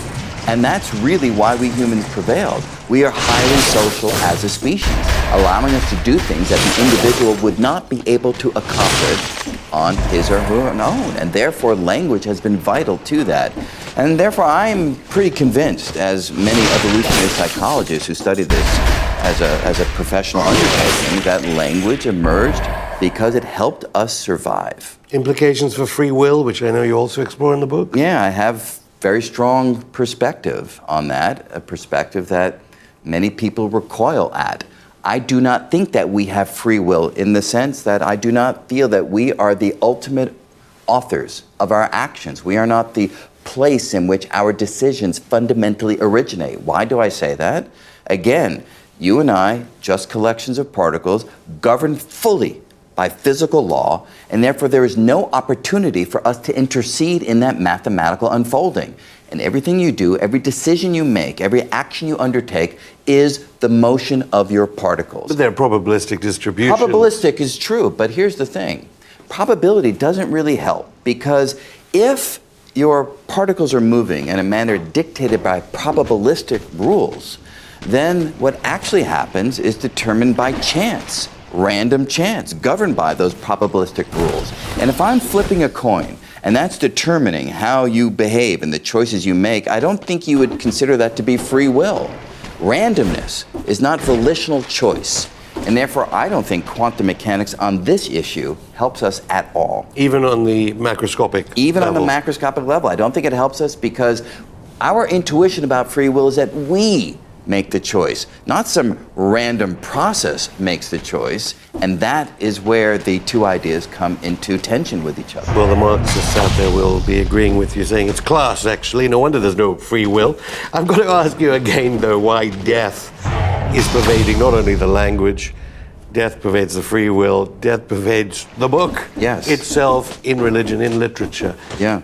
Why is this such a theme in this book? Well, take religion as a good example. If you look at any religion and you follow it further back in time, you can trace its origin to our recognition that we're going to die, and religion emerges as a means of making us feel more comfortable, coping with this idea, the possibility of an afterlife, the possibility of resurrection, the possibility that, in the, say, a Buddhist perspective, that life is not even something that we want to hold on to. If we can get out of the cycle of birth and rebirth, then we'll reach another domain in which we are one with the larger reality.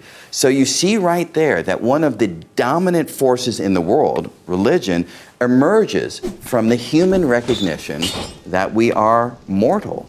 And that kind of pattern you can see playing out in so many domains of human experience.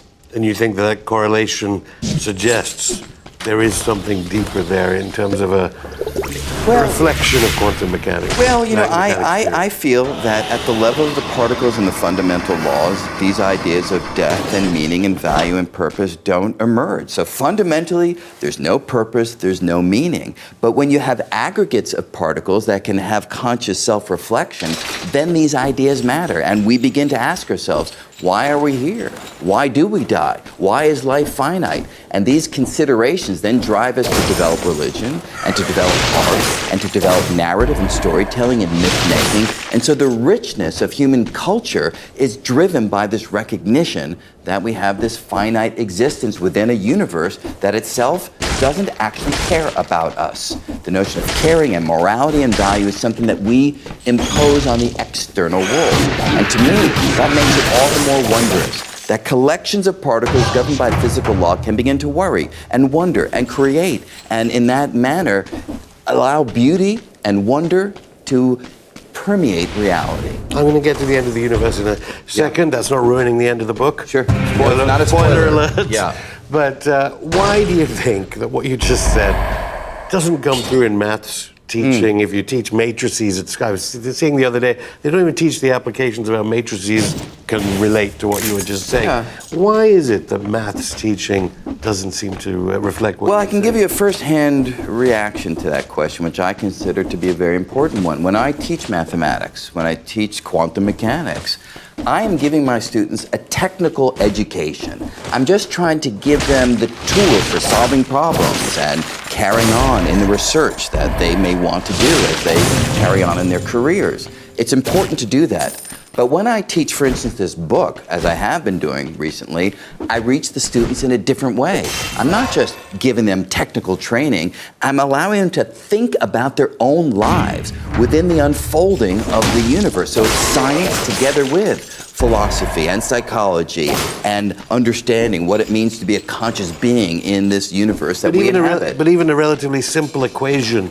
can reflect some of these ideas that you're giving me today. It can, but when we teach this stuff, our goal is that the students can use it to solve problems, right? So we give them problem sets to do for homework. We give them problems on an exam, and we grade Throwing them. a ball and stuff. Exactly. So we are assessing them based on whether they can use these tools in a very limited way, solve these problems, give us insight into this particular technical issue. And what we don't do in the math class or the physics class, largely for lack of time and often lack of expertise on the part of the instructor, we do not connect these ideas up with life itself. And that's what I do in the book, and that's what I do in a course that I teach students on this book. And I got to tell you, when the students come in to talk to me during office hours, they are emotionally engaged with the ideas as opposed to just cognitively engaged with the ideas. It's a completely different educational experience for them, and I have to say, for me. Okay, well, just finally, obviously, just as they're getting all excited, alas, consciousness is going to die, everything's going to die. Yeah. Just take us through the death of the universe. Well, it reflects on the question that you asked early on about entropy. So entropy is this tendency toward things falling apart. For a while, evolution can interplay with entropy and yield interesting structures like human beings walking on this planet. But ultimately, in the far future, entropy wins. And that means that... Not necessarily in the far future. Well, even though it's called until the end of Yeah, time. so you're referring, no doubt, to the extraordinarily far future when things might be able to begin anew. But en route to that resurrection, if you will... But there is a probability it could end now. It could end right now. That's the burden of living in a quantum universe. Any weirdness that has non-zero chance of happening could happen at any moment. Even before Trump presses the button. That's right. So would that be a desirable outcome if he's going to win in 2020? Perhaps it would be better if the universe ended. But if you don't take those unlikely scenarios, but rather look at the more likely ones, the more likely one is that in roughly 5 billion years, the sun will swell and engulf the inner planets. In roughly a trillion years, the distant galaxies will rush away. In roughly 100 trillion years, stars will use up their nuclear fuel. And if you go all the way to, say, 10 to the 100 years, that's a long time. We're only 10 to the 10 years since the Big Bang. Even black holes will disintegrate into a bath of particles. Everything will fall apart if you wait long enough. And there'll be nowhere for Elon Musk to even go to. There won't be any multiverses either. Any being that even tries to undertake the process of thought will burn up in the entropic waste that thought generates. So everything will go. And therefore, that's the future, the far, far future that we are all facing. Of course, in your country, there's been a debate about whether science even exists. Yeah, unfortunately. And, your vice president, who's in charge of coronavirus. What is the state of scientific discussion and debate in policy circles in Washington? Yeah, well... Have you been invited in? Well, I've had some conversations, and look, science is not respected at the highest levels of government in America, and that is utterly disgraceful. It is tragic, because science is our opportunity to transform the future. The challenges we face and the opportunities that we have, they're all scientific at their core. And I'm not talking about everything from climate change to alternate energy sources to personalized medicine to nanotechnology to artificial intelligence. Everything is science at its core. And so to have individuals that don't respect science, who are at the top level of decision-making, is tragic. You don't think the evangelical right will leap on elements of this book, quoted out of context, and say, Brian Greene, he's the one, he's showing us that science is just doing what we knew years ago? Well, if they're saying it with knowledge and forethought, fantastic. If they're saying it... I fear they aren't. I feel that they aren't, and that would be my concern. I mean, that is a serious idea within American society. Of course, yeah. Dinosaurs didn't live in multiverses with us. They lived at the same time as human beings. Yeah, so there are crazy things that people say, and you have to realize that in this world of ours, there are facts. Science does give us actual insights into the true nature of the world. And the problem, we come to a place where expertise is not respected. Everybody can have an opinion, but here's the thing. Some opinions are wrong. When you talk about certain qualities of the world, there is right and wrong. It's not a matter of what you think or what you feel. No probability distribution there. No probability distribution. It's already happened. The probabilities were already worked out, and they were resolved by virtue of what happened in the past. That's surprising. Thank you. Thank you. That's it for one of your favorite episodes of the most recent season of Going Underground. We'll continue to show your favorite episodes until we're back on Wednesday, the 22nd of April. Until then, try to keep safe and make sure to join the Underground by following us on YouTube, Twitter, Facebook, Instagram, and SoundCloud.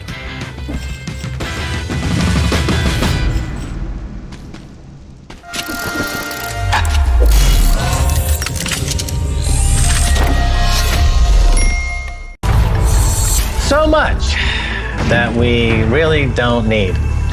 That's what this whole lockdown is teaching so many millions of people, that most of their lives were wasted on stuff that's unnecessary, costly, redundant, and doesn't promote social good at all.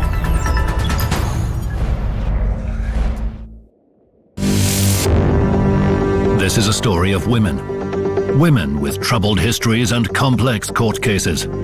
You know, some of us did lead awful lives out there, but we're not the person that they're accusing us of being. They are considered the most dangerous of criminals. She's in a cell all day long, 23 hours of the day.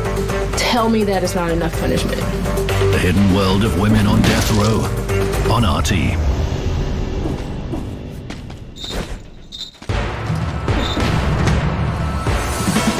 As the number of hospitalizations double, the mayor of Moscow announces a pass system to monitor movement, saying too many people are still not complying with self-isolation. The US becomes the first country to register 2,000 coronavirus deaths in a single day. Refrigerated trailers and mass graves are now seen in the main infection hotspot, New York, as the city struggles with rising fatalities. I'm in the epicenter of the epicenter of the epicenter. The change I've experienced with this pandemic is that feeling of helplessness. The fact that you've done all you can do and you still get the negative outcome from this. The French president meets medics, including one promoting a controversial treatment for COVID-19, as French healthcare workers continue to rail against the government's efforts. And 500 million people could be pushed into poverty by the pandemic, according to leading British humanitarian charity Oxfam.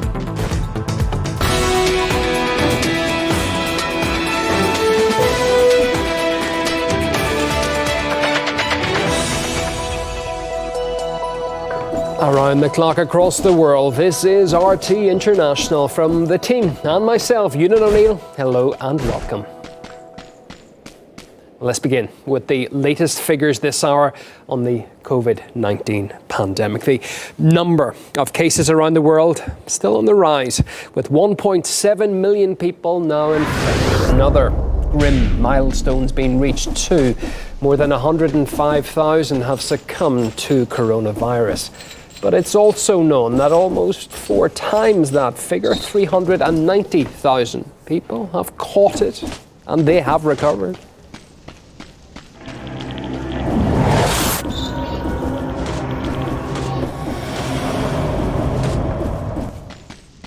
Let's begin our update this hour in Russia, which is to carry out clinical trials of a vaccine against COVID-19, initially on some 60 volunteers. The country's now registered over 100 deaths and more than 13,000 infections. Meanwhile, the mayor of Moscow has announced that the city will gradually roll out a pass system designed to tighten control over people's movement. Some of those measures will come into force on Monday. This queue of ambulances was seen waiting to transfer patients to a hospital in Moscow that's been repurposed to focus on coronavirus patients. The number of admissions has doubled since last week, and more than 85% of the patients have pneumonia. The authorities say the peak is still to come and are ramping up restrictions in the capital. Taking us through the latest developments, Jacqueline Vuga.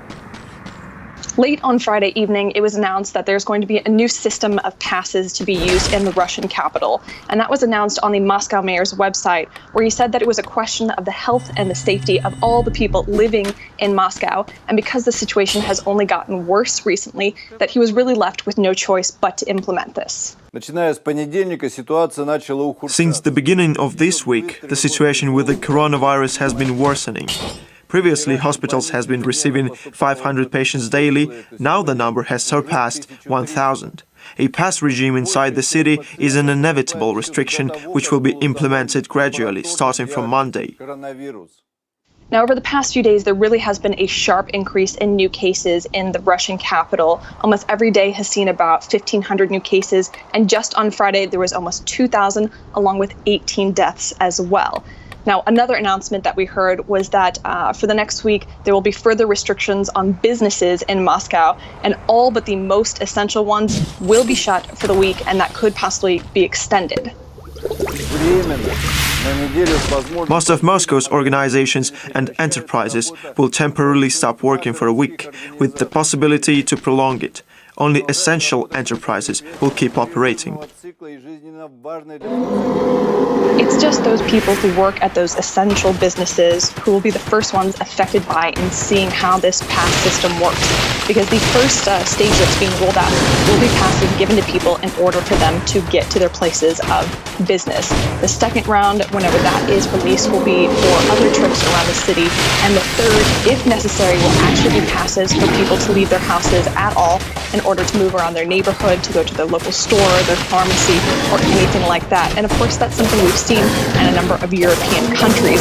But it does seem like the Moscow authorities do want to avoid that situation, but are prepared to do it if necessary. And the governor of the wider Moscow region has put out a warning to that fact. Starting from Monday, we will actually increase the number of policemen, National Guard, and traffic police, who will stop people to ask them why they are outdoors.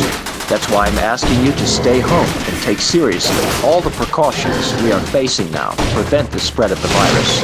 That increased police presence that he was referring to really does seem necessary at this point, because I can tell you, even looking out my own windows, looking out on my balcony, I can still see quite a bit of activity. People just out with their kids walking, and lots of cars still are on the street. So it's really hard at this point to say that people are following the restrictions that are already in place. And that all started back on March the 28th. President Putin came out and said that he was announcing a week off work where people would still be paid, but they would not be going to work. And that has actually been extended until the end of April. Those were for all businesses where it was possible to not actually physically go to work. And of course, on the 30th of March, that's when Moscow's mayor put out restrictions saying that people should only leave their houses in the event of a medical emergency, if they have no choice but to go to work, and to go to their local shops and pharmacies. But like I said, it really doesn't feel like people are following those restrictions, and that is something that the Moscow mayor commented on, saying that that was one of the reasons that this pass system is being rolled out. So hopefully this is enough at this point for people to really listen and stay inside. Just continuing on what Jackie was saying there, Moscow law enforcement has registered over 400 self-isolation violations. Over 24 people as of now have been hit with fines. Now, previously officers only fined violators who had or were suspected of having the virus. Our own Igor Zhdanov spent a day with the police to see how they're dealing with the challenges faced. People are only allowed to leave their homes to go get groceries in the nearest supermarket, to get medical help, or to walk their pets within a 100-meter radius from their home. So right now, I will be joining the Moscow police force, who are right now on the beat, to see how they are dealing with those who have, well, fallen to the temptation on this perfect summer-like day.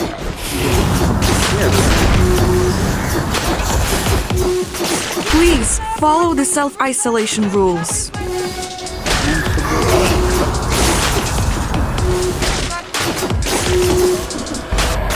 Unless it's absolutely necessary, please do not leave your homes. Take care of your health and the health of your family.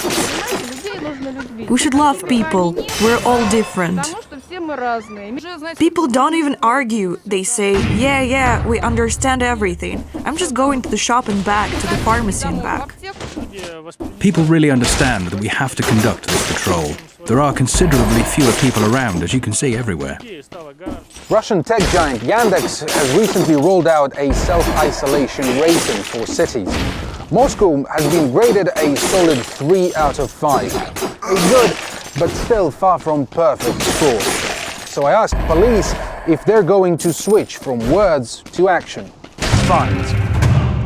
Issuing a fine is a last resort measure. At the forefront of self-isolation is prevention. So we're just asking people to follow suit. And many people are listening to this. Well, one group that simply can't stay home are the police. Even worse, talking to hundreds of people every day now is literally their job description. And moving now to an unwanted record.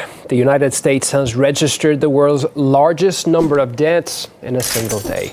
More than 2,000 died on Friday, bringing the country's total to almost 19,000 fatalities.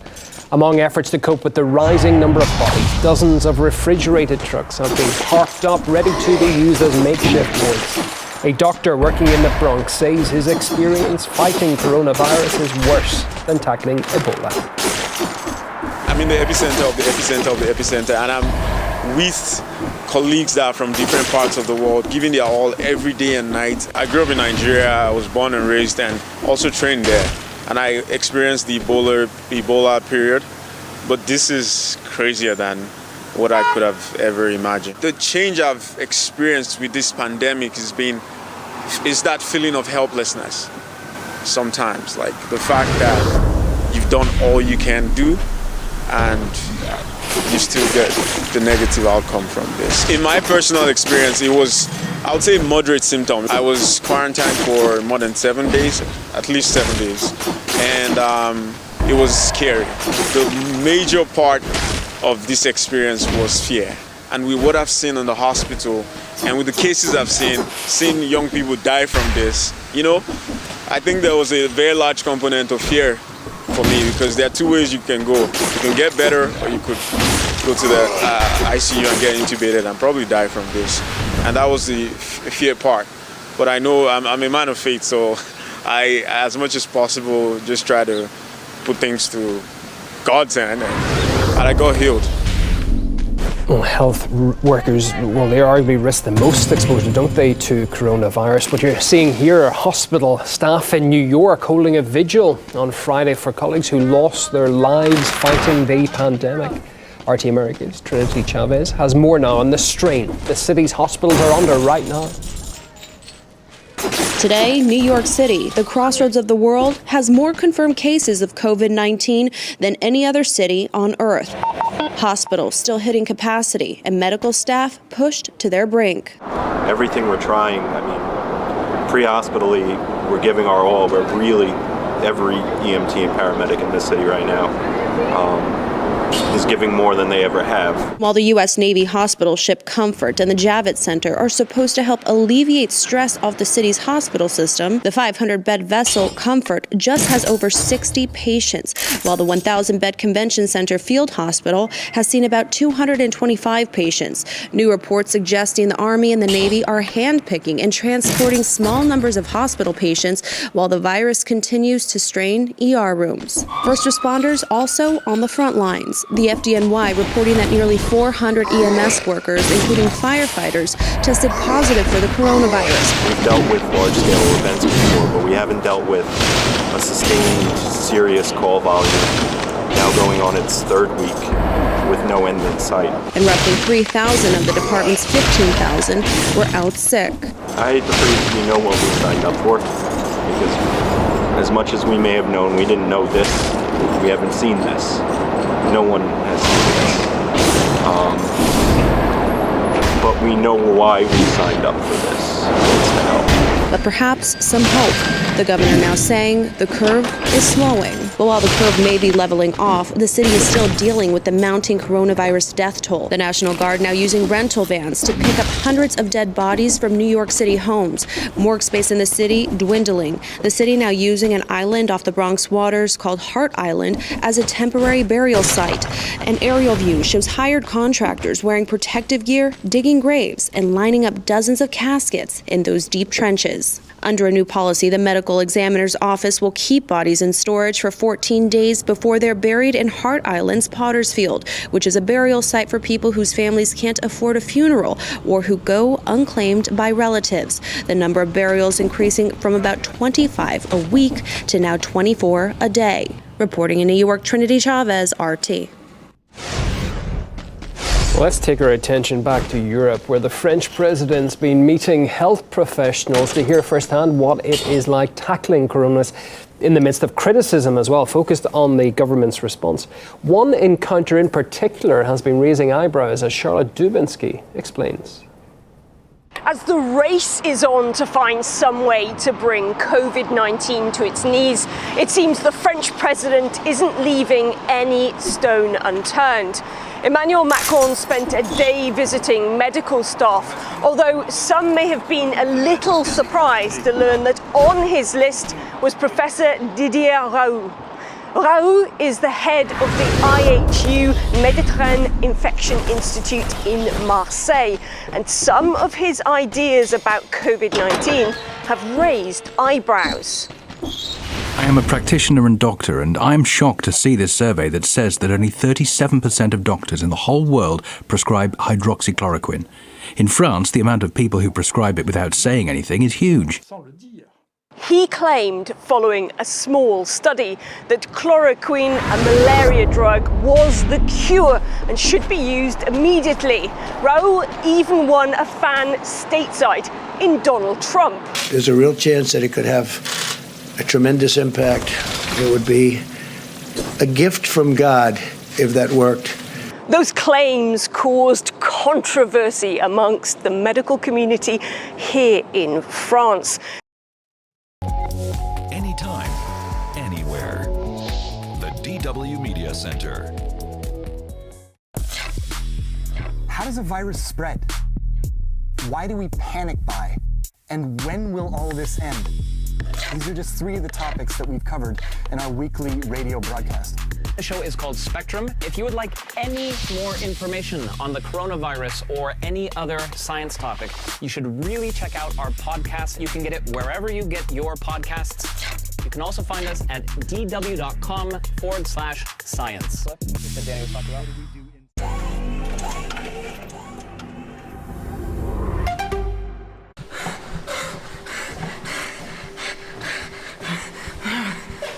Komm, noch zwei.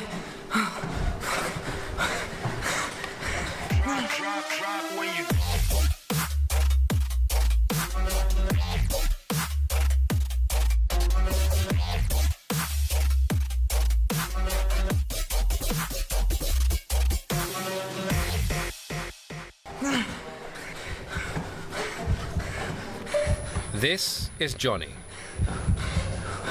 Noch eine.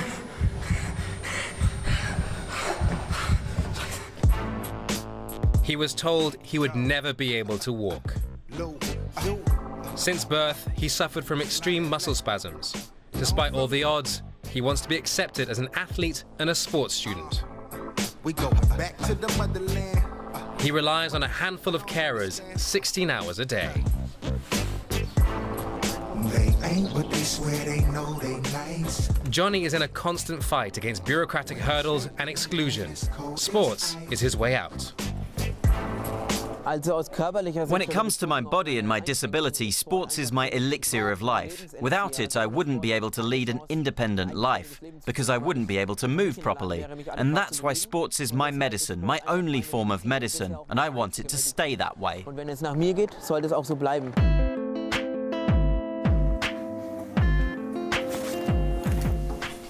How I came to study sports is actually a funny story. I wanted to study medicine to go into my own field of treatment, but couldn't do that because of the practical year. And then my former physiotherapist said to me, why don't you study something where you can implement your training, sports?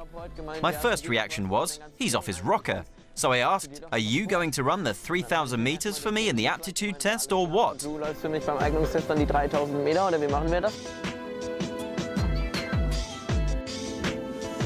I have the severest form of this disability with a strong focus on my legs. Because of this, I normally shouldn't be able to sit or even walk or eat by myself.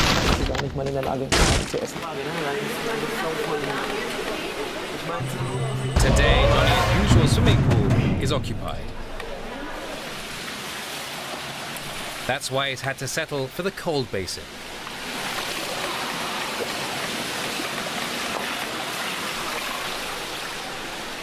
The cold water can be problematic and makes his muscles cramp even more.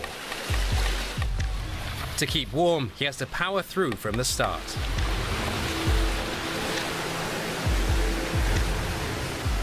He can only rely on his arms while swimming because his legs are partially paralyzed. Johnny has a rigorous training regime. On average, he spends 4 hours per day working out.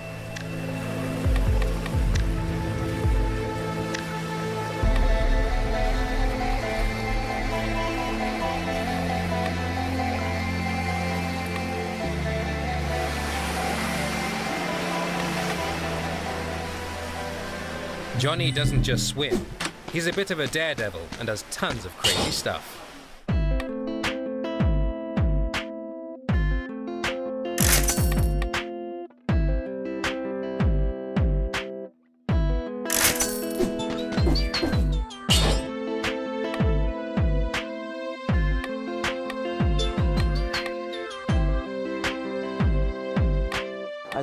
I actually got the idea of jumping off the 7.5 meter tower by chance.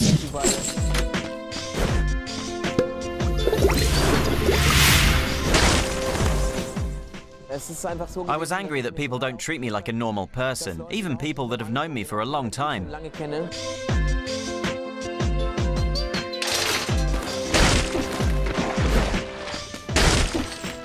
Of course, some things make me nervous, but am I really scared? Something could happen, but I could also just fall over on the street and hit my head.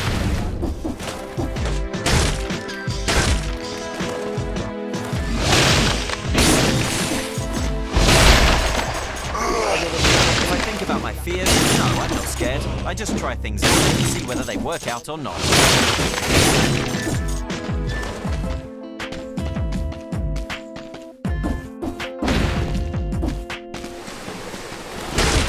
Swimming, Johnny has a quick chat with one of his favorite professors to discuss his studies and future goals. Hallo Herr Grasser, soweit so gut? Ja. Oder wie sieht es mit der Hand nach dem Event? Ja, könnte besser sein, aber irgendwann wird es schon werden. Hat Spaß gemacht, da mitzuschwimmen. Ich würde auch wieder mitschwimmen und wie gesagt, nächstes Jahr vielleicht noch ein bisschen länger, aber... Ihnen, Herr Grasser, ist klar, dass wir als Hochschule Sie sehr schätzen und freuen uns, dass Sie da sind. Wir sehen das als Aufgabe und in gewisser Weise auch als Challenge und hoffen, wir kriegen halbwegs die Johnny is not that optimistic about the situation disabled people face at universities. Sometimes I get the feeling that for sports universities, the most important thing is the performance of their athletes. And the way you are perceived there relates to the amount of medals you win. And that's why I have the feeling a wheelchair doesn't fit into the image of a sports university. When confronted with Johnny's views, the head of the university's disability office has a different opinion. I deeply regret and strongly disagree with this statement. From my perspective, it was never important if someone brings back a medal or not. Take a look at the 20 to 30 students at our university with challenging disabilities. I don't think any of them will say, I'm only welcome here because I might win a medal someday. I think they'll say, we're allowed to study here like everyone else, and we're judged by the same criteria. We're being treated equally. Wir werden gleichwertig behandelt. One of the most challenging exercises for Johnny is walking. A few times a week he trains for 1 hour without crutches. To counter the imbalances in his body, he has developed his own methods.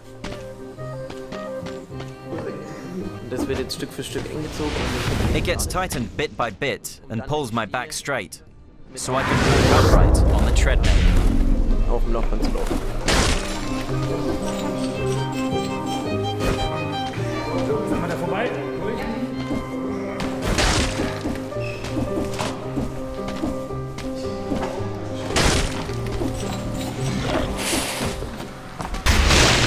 Johnny doesn't see himself as a regular part of the student body.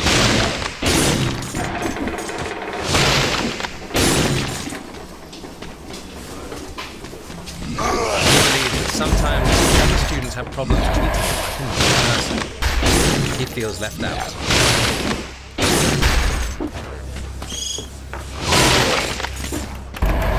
Ja, ich wette, die Pole sind nicht so weit. Relativ viel und der kann jedes Mal alleine stehen. I'm quite independent, yet still I am often left behind. Along with all the training I need to do, it's a key reason that makes me really sad, and it's mentally quite tough to process. Especially if it's just you and your carers for so many years. My advantage is that I have my sport, and that is my outlet from my frustration. Ein Ventil in Anführungszeichen.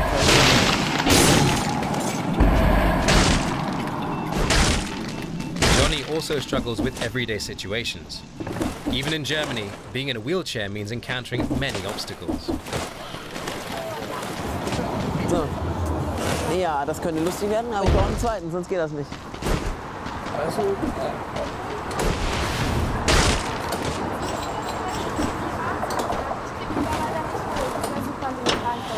Einmal umdrehen, dass man hinten zuerst reingeht, weil dann ist das leichter. Also dann wird halt einer vorgehen und der andere vorne anpacken. Danke. Ja, geht. Ich mach das jetzt, danke. What may seem like a minor inconvenience can amount to a detour of several stops and a huge waste of time. Ja, mal wieder nicht der Aufzug. Dann nehmen wir wohl die Treppe. To live a more or less independent life, Johnny requires physical assistance. Around-the-clock care is expensive. Normally the state authorities pay. For the last 5 months, Johnny hasn't received any money and had to find it out of his own pocket.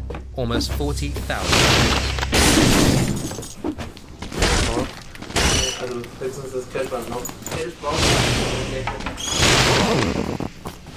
Three different state authorities are fighting over who is financially responsible for Johnny. I fight to live a self-determined life, yet in the end I am the one suffering, along with my carers. I have to pay in advance, and no one cares how I do it. When asked to comment on the delay, the council now responsible for Johnny cited procedural errors and questioned his monthly budget.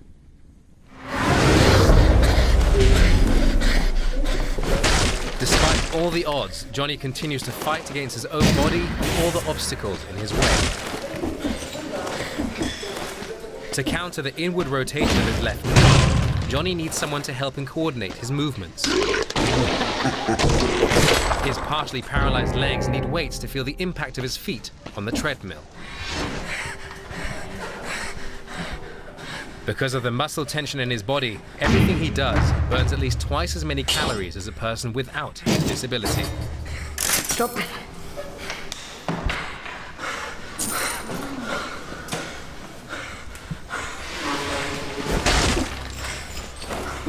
Johnny is an exception. Most people with this condition couldn't even dream of doing the things he does. Without his training, he would not be able to walk, swim, or do any other things. So sports remains his only therapy.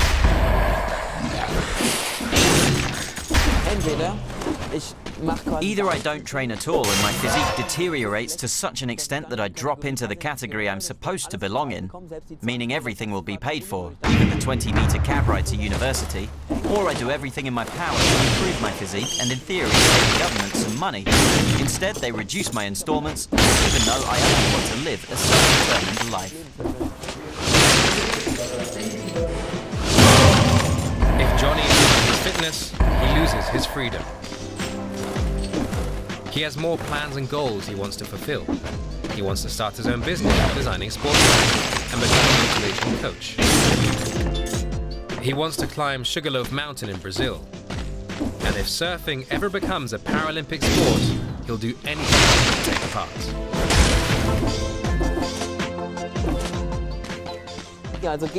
There is no impossible. If it doesn't work, I need to find a way. It takes a long time before I accept something doesn't work.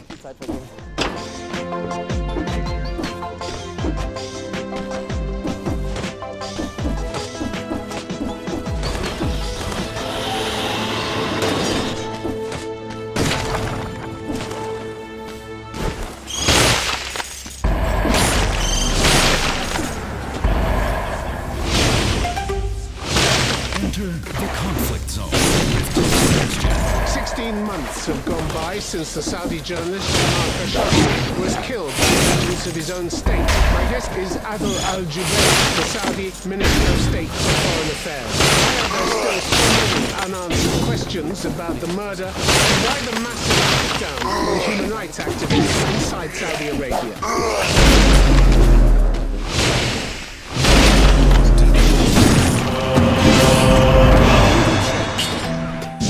Can a genetic test help you stay healthy? Some diseases can actually be caused by genes. A simple blood test will tell you if you're affected. Do you know what's hidden in your DNA? Genetic screening. Burden or boom? In good shape. 60 minutes on DW. Stories that move people the world over. Information they provide. Opinions they want to express. DW on Facebook and Twitter. Up to date and in touch. Follow us.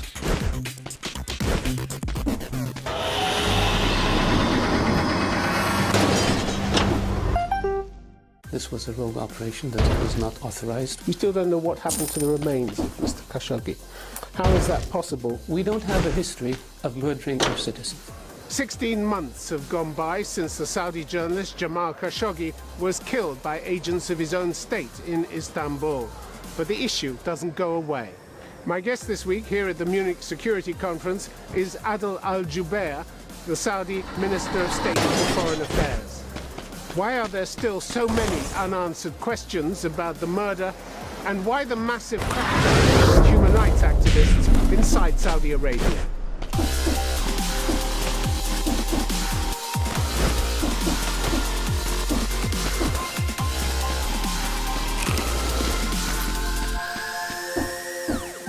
Adel Al-Jubeir, welcome to Conflict Zone. Nice to be here. It's around 16 months since agents of your state murdered Jamal Khashoggi in cold blood in your consulate in Istanbul.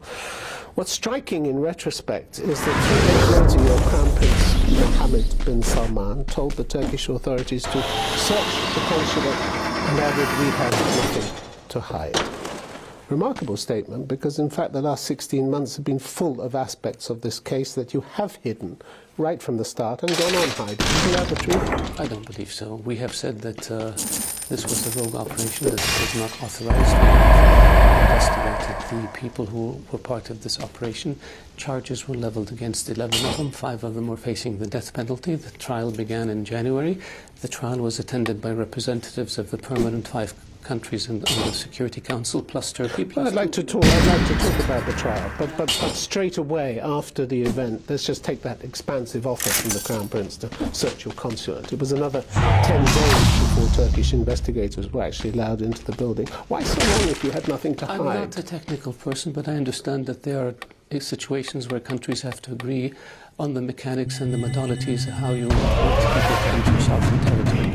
You have to agree on the equipment, you have to agree on the scope, and you have to agree. No country will allow another country full access to a diplomatic facility. That just doesn't happen. The UN Special Rapporteur Agnes Kalamar didn't see it that way. She found credible evidence pointing to the crime scenes having been thoroughly, even forensically cleaned. These indicate, she said, the Saudi investigation was not carried out in good faith and that it may amount to obstruction of justice. With all due respect, Agnes Kalamar did not have a mandate for this. She relied on sources from the newspapers and on leaks to the media. She didn't have any experts in forensics and other issues. But it's a safe assumption, isn't it? You clean up a crime scene immediately, you're hiding something. It's not a safe assumption. The issue with Agnes Kalamar is she wrote a report based on news reports, and then she accused Saudi Arabia before he even started. Look at her record when it comes to Saudi Arabia for a number of years and how disparaging and how negative she has been against Saudi Arabia. Well, a lot of people are disparaging these days about Saudi Arabia because of your human rights record, aren't they? I take exception with this. Saudi Arabia has made great progress in terms of human rights. Saudi Arabia has made great progress in terms of reform, in terms of empowering women, in terms of empowering youth, in terms of opening up society, in terms of diversifying our economy, in terms of reducing our reliance on oil. Saudi Arabia is moving very, very quickly in a very positive direction under the guidance and direction of the Crown Prince. We'll come on to the details of that, and I want to take you up on that. But the list of unanswered questions about the murder itself is extensive, isn't it? We still don't know what happened to the remains of Mr. Khashoggi. How is that possible when you allegedly have all the criminals involved in the crime? How do you not know? They have said that they had a local collaborator. I don't know. I mean, didn't your interrogators ask them? I am not the public prosecutor. We do foreign policy. We don't do criminal investigations. But you have been speaking. I have been speaking, telling you what we did, and what we did is what the country did. The United States had US committed outrageous crimes. If the president the same way you're being scrutinized. Yes, and what they did is they investigated, they held people accountable, they put in place mechanisms to prevent it from happening. Who was this so-called cooperator who took away the I don't know. We don't have a history of murdering ourselves. But if you're as sorry as you claim to be over this incident, why haven't you found out this information as a matter of urgency and told Mr. Khashoggi's family? Because that was a humanitarian gesture. The Turkish authorities asking for information, and we have not received anything except one. You haven't told us either who you think masterminded this murder. Surely the trial must have shown up an answer to that. It was a mistake. People exceeded their authorities, and this happened. The people who committed Abu Ghraib did not do it under the authority of the President or the Vice President or the Secretary of Defense. The US government isn't buying your version of events, is it? The CIA has let it be known in briefings that it has medium to high confidence that it was your Crown Prince, Mohammed bin Salman, who ordered the killing. We don't see it this way. The President and the the case. Largest intelligence agency in the world, unmatched resources. You tell me they're talking nonsense? I can only what the Commander-in-Chief and what the Secretary of State have said publicly. But if it was nonsense, how do you explain the phone conversation intercepted by US in 2017, in which the Crown Prince told a top aide he'd use a bullet on Khashoggi if he didn't stop his criticism? I don't know anything about this, and I can't based on sources.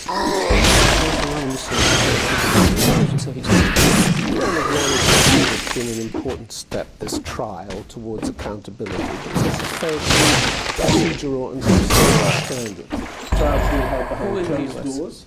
Who in the US said this? The report from the special rapporteur. It's biased. The special rapporteur. Why? Because you don't agree with her. Exceeded her authority. The special rapporteur says the trial was secret. How can a trial be secret when we have representatives from the 5 permanent members of the Security Council? How can it the trial is held behind closed doors. The identity of those charged has not been released, nor the identity of those facing the death penalty. Why? The decision of opening up a trial is the judge. And if the judge doesn't have a court to the circuit, it's his job to close the trial.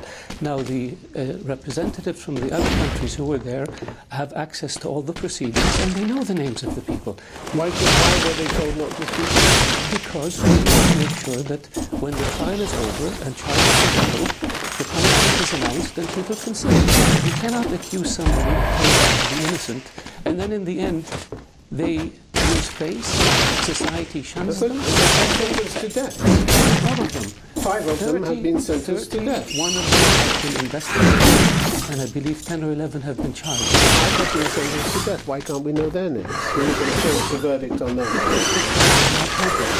There's going to be an appeal, and it has to be reviewed by the Supreme Court. This is how all court systems work. Mr. Al-Jubair, let's deal with the final explanation that you and others in this government would have us believe that it was somehow a rogue operation. This team of high-level operatives, some of whom had in the past travelled with the Crown Prince, decided they just had to go and kill Mr. Khashoggi. Did they? They went out on a limb like that.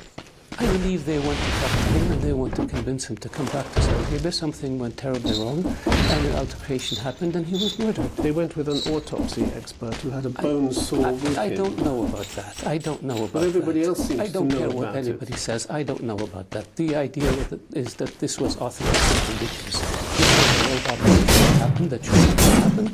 And we're paying a great price for it. It's a terrible tragedy, and the issue is we deal with it from the distance. Jamal Khashoggi's family has come out and said, we have confidence in the Saudi judicial system. They're the family that's most affected. What are they supposed to say? They're still in Saudi Arabia. But your agents didn't bother to hide what they did, didn't bother to disguise their actions at all. One of them, according to transcripts of their bugged conversation, was heard talking into a telephone immediately after the murder, saying, tell yours, the thing is done. It's done. Well, who was he talking to? I don't believe this is correct. I don't know. This was from leaks. I haven't seen the intercepts that the Turks had, but information. Why didn't they provide it to Jamal Khashoggi before he went to the consulate, if they believe this is the case? If you are insisting that it's a rogue operation, answer me one question. Why were people who were involved, didn't sleep in by night, sleep out again, came in private jets, in diplomatic passports, checking in, they left a trail everywhere. They left a trail behind. So by murdering him, assuming they were signing their own death. What rogue operatives would do? That's why they're facing a number of people facing the death penalty, others are facing not. And why would they do that? What's the motive for writing your own death sentence? I don't know. I think they went in to talk to him. They went in to try to convince him to come back. Something went terribly wrong, and he's killed. And now, a number of them are facing the death penalty. Much more likely that they fully intended to. Otherwise, why do you take the Why do you autopsy have expert to review. assume? Why do you have to assume when it comes to Saudi? Nobody's assuming the worst here. The worst happened. Abu Ghraib was pretty bad. And they got a lot of bad publicity for it. But we're not talking We about got a the lot of United bad States. publicity for it, and we're dealing with it, and we're putting people on trial, and we will be punishing them. One of the key questions that's returning is whether the Crown Prince created an environment which allowed his agents to behave in the way they did in Istanbul. You would tell me that's not true, wouldn't you? Of course not. This is the driving force behind change in Saudi. He's the driving force behind empowering women and men and Saudi youth. He's the driving force behind economic opening and economic reform. And of increasing repression against those who dare think and act in an independent fashion. I disagree with that. He's the driving force behind entertainment and recreation in Saudi Arabia. He's the driving force behind technology and investments in technology in Saudi Arabia. He's the driving force for setting Saudi Arabia up to be a leading country in the 21st century. Mr. Al-Jubeir, in March 2017, US officials with access to reports told the New York Times that your country had authorized a secret campaign to silence dissenters. That included surveillance, kidnapping, detention, a so-called rapid intervention team. I'm not going to comment on reports attributed to anonymous sources. Some came from Saudi officials as well. Anonymous sources. Seems there was a standing order to Saudi intelligence to bring dissidents home. Anonymous sources. I cannot comment on anonymous sources. What about one of them who was brought home? Nawaf al-Rashid, a poet. In 2018, he was on a trip to Kuwait, stopped at the airport, forcibly returned to Saudi Arabia. I don't have the details of this. He was held incommunicado for 12 months, never I can't charged with comment. anything. I don't have the details on this case. No Saudi citizen is actually safe if they speak out against your government, are they? That's not correct. People come and see the king in his majlis, they see the crown prince in his majlis, they communicate with them, they tell them what they think, they express criticism, they provide ideas, they provide suggestions. This is what Saudi Arabia has been for centuries. Bu olaylara alıştık. Bize pek de anormal artık gelmiyor. Yani rutin bir olay gibi geliyor artık bize. Bir ghetto hayatı yaşıyorduk. Many trace Greece's attitude to its ethnic Turks back to the Cyprus conflict of 1974. When, due to increasing ethnic tensions between the island's Greek and Turkish communities, Turkey launched an invasion.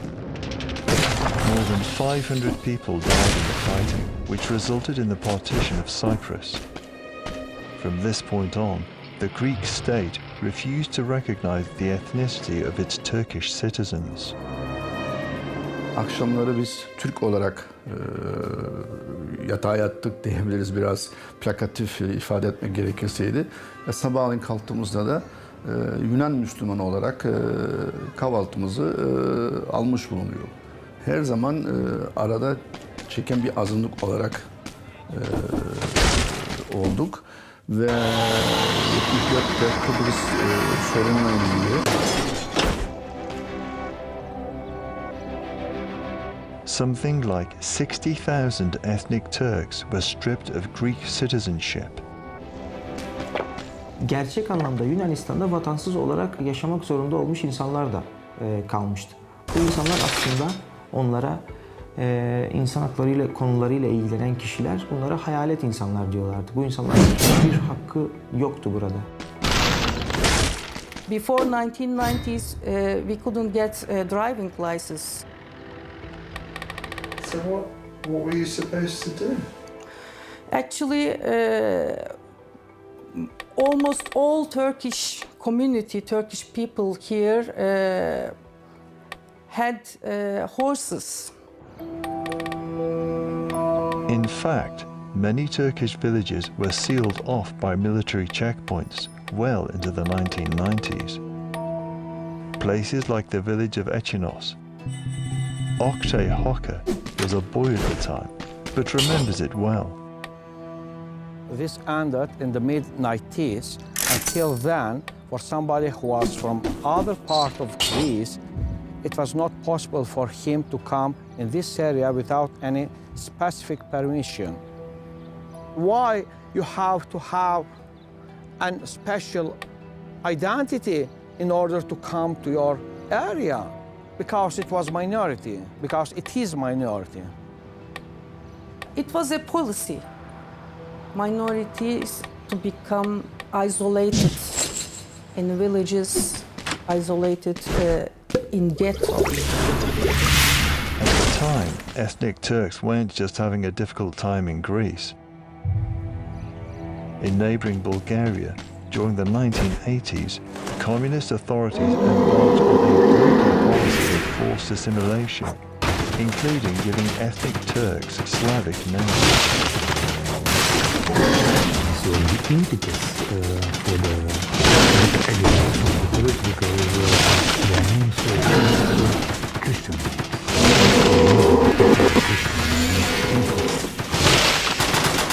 In the summer of 1989, they 350,000. It's unsurprising that similar mass people were beaten just for speaking Turkish. Thousands were jailed across the country, at places like Berlin, a detention centre where 500 were imprisoned without trial for resisting the forcible changes of their lives. But back in Bulgaria, the birthplace of democracy, the heart of the EU, things were supposed to be better. But Athens has always been a world away from Western Greece, and not just geographically, as we soon found ourselves. From the moment we arrived there, to make this fair, we were followed by police cars and interrogated about our names. On one occasion, it was obvious we were journalists. We were even briefly arrested on suspicion of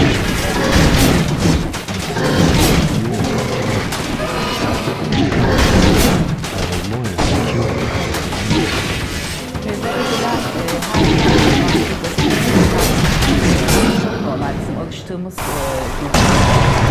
biraz önce siz buraya gelirken ilk dikkatimi çeken sizin aracınız olduğu için içine bak polis vardı buraya. Hülya Emin is the editor of Gundam, a Turkish language newspaper. When police intimidation failed to silence her, her paper was sued for 1 million euros. 1 milyon euroluk bir dava yerel yayın yapan bir gazete için çok büyük bir meblağ. Bırakın yerel bir gazete için, ulusal bir basın için de çok büyük bir meblağ. We encountered several people who were too afraid to speak on camera. There is no question that many feel the pressure of the state. The editor of Millet, Western Trace's other Turkish language newspaper, awaits prison for writing an article which criticized the notion of state-appointed muftis. Mahkeme de bizi önce 20 ay hapisle cezalandırıldı. Ardından da biz bunu istinaf ettikten sonra en son 15 aya indirildi ve nihayetinde 15 ay hapis cezasına çarptırıldık. Cengiz says he has been threatened and physically attacked by the police on several occasions for refusing to stop reporting on the plight of the Turkish minority. Burada Batı Trakya'da ifade özgürlüğü olduğunu söyleyemeyiz. En büyük sorunlarımızdan bir tanesi de bu. We wanted to ask the Greek government about this and other issues covered in our film to get an official response to the many allegations of discrimination we'd heard. And from Athens an opportunity to explain to put their side of the story. Despite repeated requests to various ministries, no one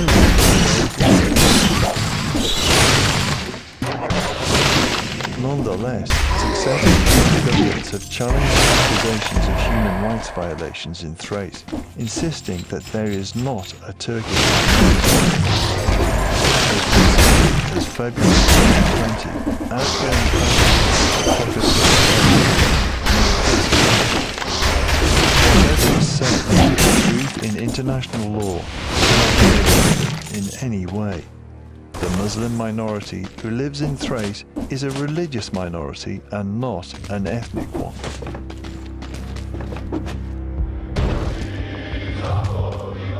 Greece, like many countries in Europe, has seen massive support for the far right in recent years. Rallies of Golden Dawn, Greece's anti-Islam party, attract thousands. They use some xenophobic words towards us. Sometimes they say that if you don't like Greece, you can go Turkey. Why? I'm a Greek citizen. I'm Turkish. It's not my fault. It's my genes. I'm Turkish, but I'm also Greek. Against this backdrop, it takes some courage to politically represent Greece's ethnic Turks. Sidgem Asifoglu is the leader of KIF, the Party of Friendship, Peace and Equality. Burada tek söylemek istediğimi tekrar ediyorum. Yunanistan, Yunanlılara ait olduğu kadar biz Batı Trakya Türklerine de aittir. Biz buraya sonradan gelmedik. Burası bizim toprağımızdır, bizim ülkemizdir. Dolayısıyla eşit oranda bize aittir. Sidgem says frequently misquoted on national TV and targeted by Πρόεδρος του κόμματος, η όμως 32χρονη μουσουλμάνα Τζιντέ Μασλάχου. Tabii bu röportajdan sonra çok fazla tehdit ve çok fazla tehdit telefonu, tehdit maili, tehdit mektupları aldığını da söylemem gerekir. Seni öldüreceğiz, işte seni de öldüreceğiz, senin aileni de öldüreceğiz, işte çocuğunu kaçıracağız. bu tarz şeyler aldı, evet. Nevertheless, in Greece's most recent parliamentary election, KIF came top in the province and with a third of the vote. It prompted a racist backlash in the region's biggest city, Alexandroupolis, where Turkish cemeteries were desecrated, tombstones smashed, and remains undaunted. Bir gün mutlaka meclise gireceğimize inanıyoruz. Bunun için de faaliyet gösteriyoruz zaten. Zaten çalışmalarımız bu yönde. That may not happen soon. A national election threshold of 3% effectively prevents any politician representing the Turkish minority from entering parliament, as it accounts for only 2% of the population. The Turkish politics is much stronger, the traditions, but not politically. No. The Bulgarians and the Greeks have tried consciously to keep it as far away as possible from their everyday political life. Do you think that it's an effort to more or less expunge the Turkish culture? The Turkish culture. But critics say that all aspects of Turkish culture are under attack. Architectural relics from the Ottoman period are displayed in France. Practically no state money is allocated for the upkeep of ancient Ottoman monuments, which are allowed to tour and air. Money for their upkeep from Turkish cultural foundations is prohibited. There were more than 3,000 monuments of Ottoman heritage here in Greece. But in recent years, we just have 300. The Greek policy about historical monuments of Ottomans is let them be demolished. We don't want them here.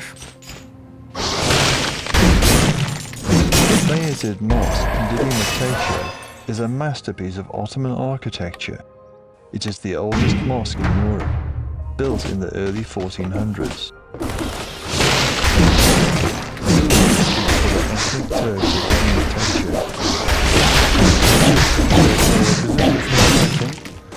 Çok önemi var. Bir Osmanlı eseri. Kalbi burada atıyor. Avrupa'nın kalbi burada atıyor diyoruz biz. Bizler için çok önemli. But disaster struck in 2017 when inexplicably the mosque caught fire. The official version is a bronze from welding. equipment left in the building somehow reached the wood, which then caught fire. But few locals believe the story. Şimdi itfaiyenin verdiği rapor bu. Ama öyle mi? Actually, we are suspicious about the fire. The Turkish people mostly believe that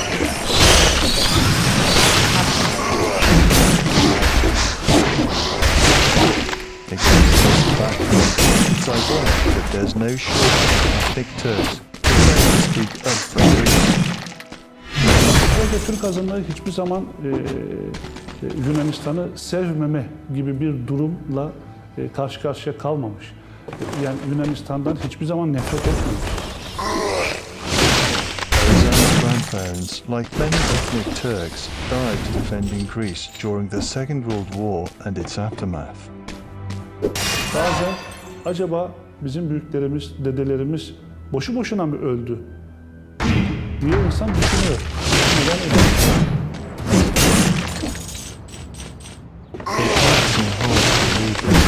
Turkish relations could get worse, but then they could.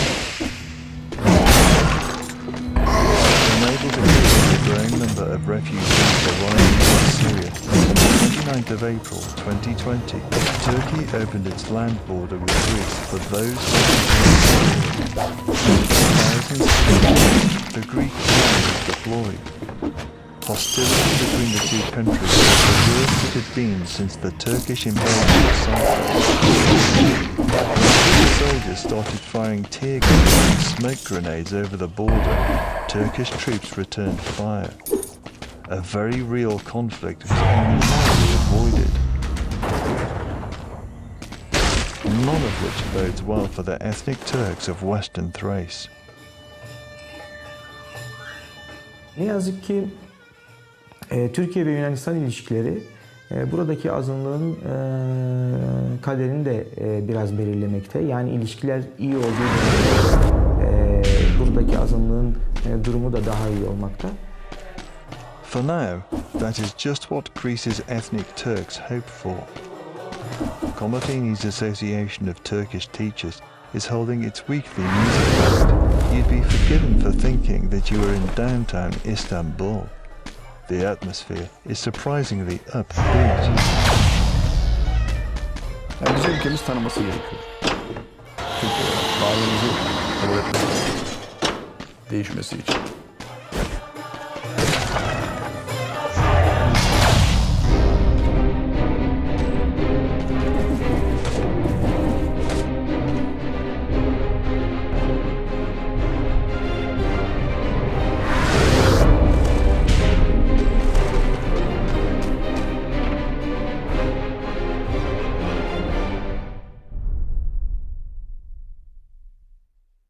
Alaska's far north, a pristine environment that's become a battleground.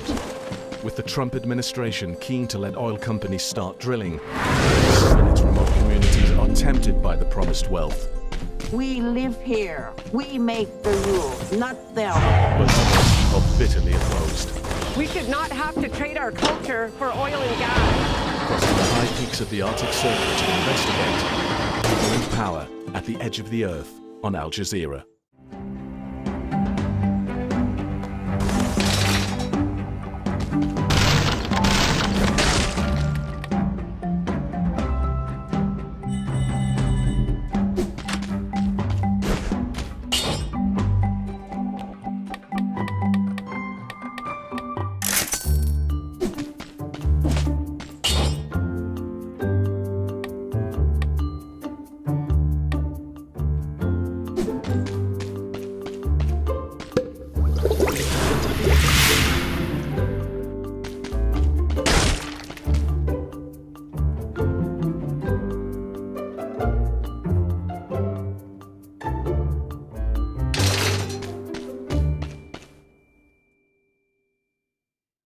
Rewind returns with a new series. I can't bring your people back to life. I'm sorry. And brand new updates on the best of Al Jazeera's documentaries. There has been a number of reforms put in place since the pandemic. Rewind begins with... I was in Lebanon. I was the top class. Like any other student, I was very fortunate to be awarded another scholarship. Rewind on Al Jazeera. Unprompted and selective discussions by London Broadcasting on Al Jazeera.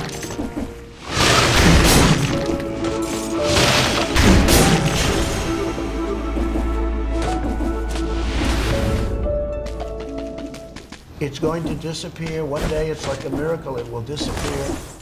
The United States now has more coronavirus deaths than any other country in the world. We examine the present of the crisis.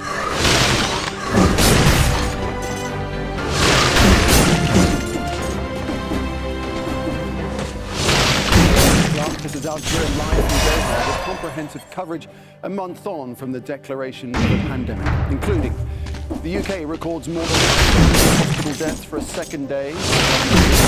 New powers to take action against people flouting emergency measures.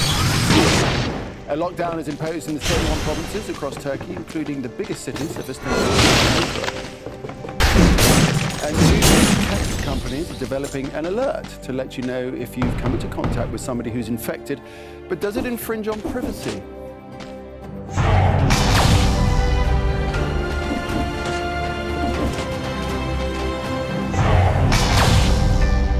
So then the United States is the highest death toll from coronavirus. That's according to the Hopkins University tracking. More confirmed in the United States. You see the Italy death toll right there, 18,049. Here's the United States, in most cases, over 1 million. And this is just the US. You see that they now come up with 15,060 deaths in the United States. So that's 11 deaths more than Italy. And of course, it's climbing all the time. Now, confirmed cases in the world's biggest economy have been skyrocketing in the months of the pandemic. Mike Hanna, who's got Washington, D.C.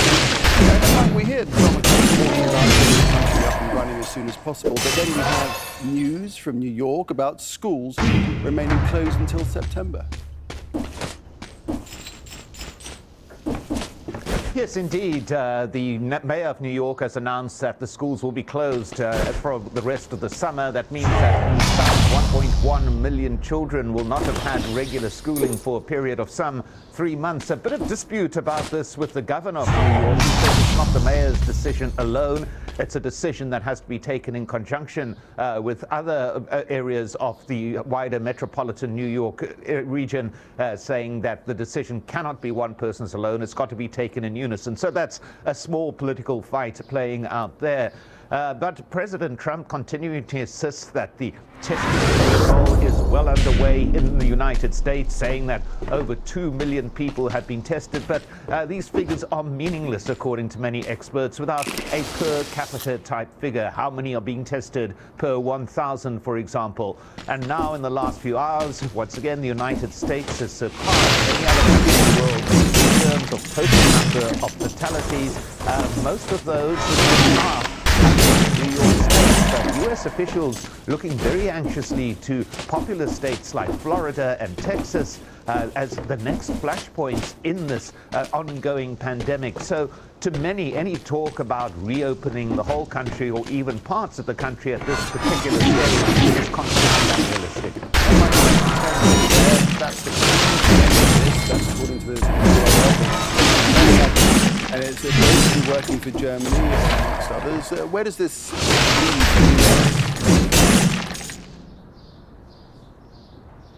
Well, the US was incredibly slow in its rollout, and when it did roll out testing kits, many of them proved faulty.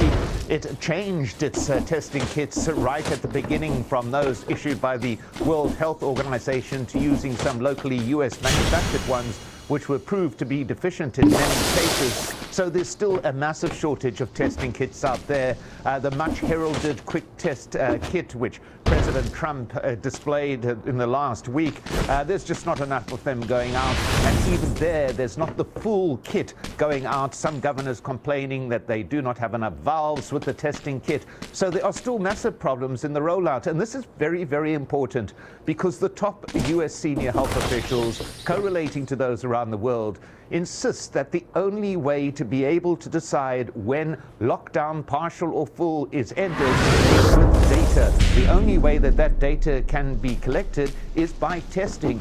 The US continues, despite President Trump's protestations, to lag far behind per capita many other countries in terms of the width of its testing. And unless it does increase the rate of its testing, increase the spread of its testing, increase the speed of the diagnosis, then there cannot be clear data on which to base any decision or any discussion about a decision to reopen partially or totally.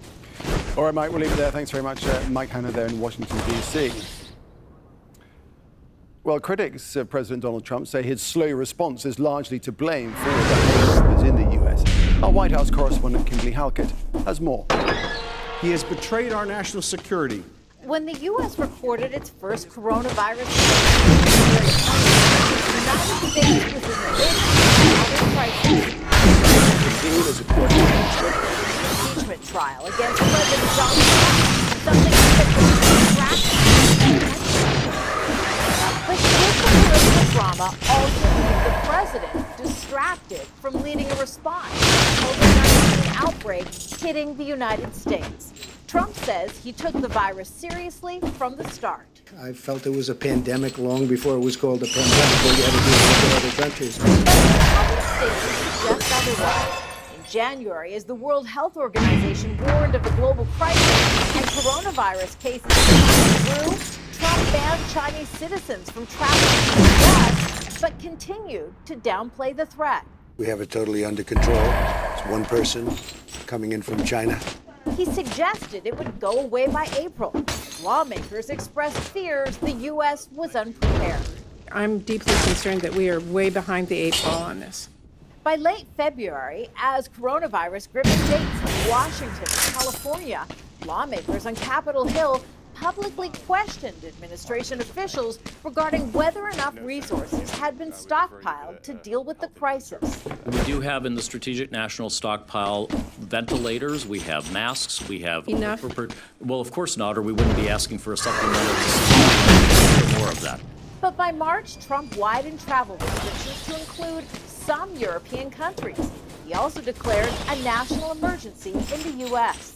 Still, as coronavirus cases expanded, Trump downplayed the problem. It's going to disappear. One day it's like a miracle. It will disappear. He accused his Democratic opponents of weaponizing coronavirus for political purposes, harming his re-election chances. And this is their new hoax. Only as hundreds of new coronavirus cases emerged across the U.S.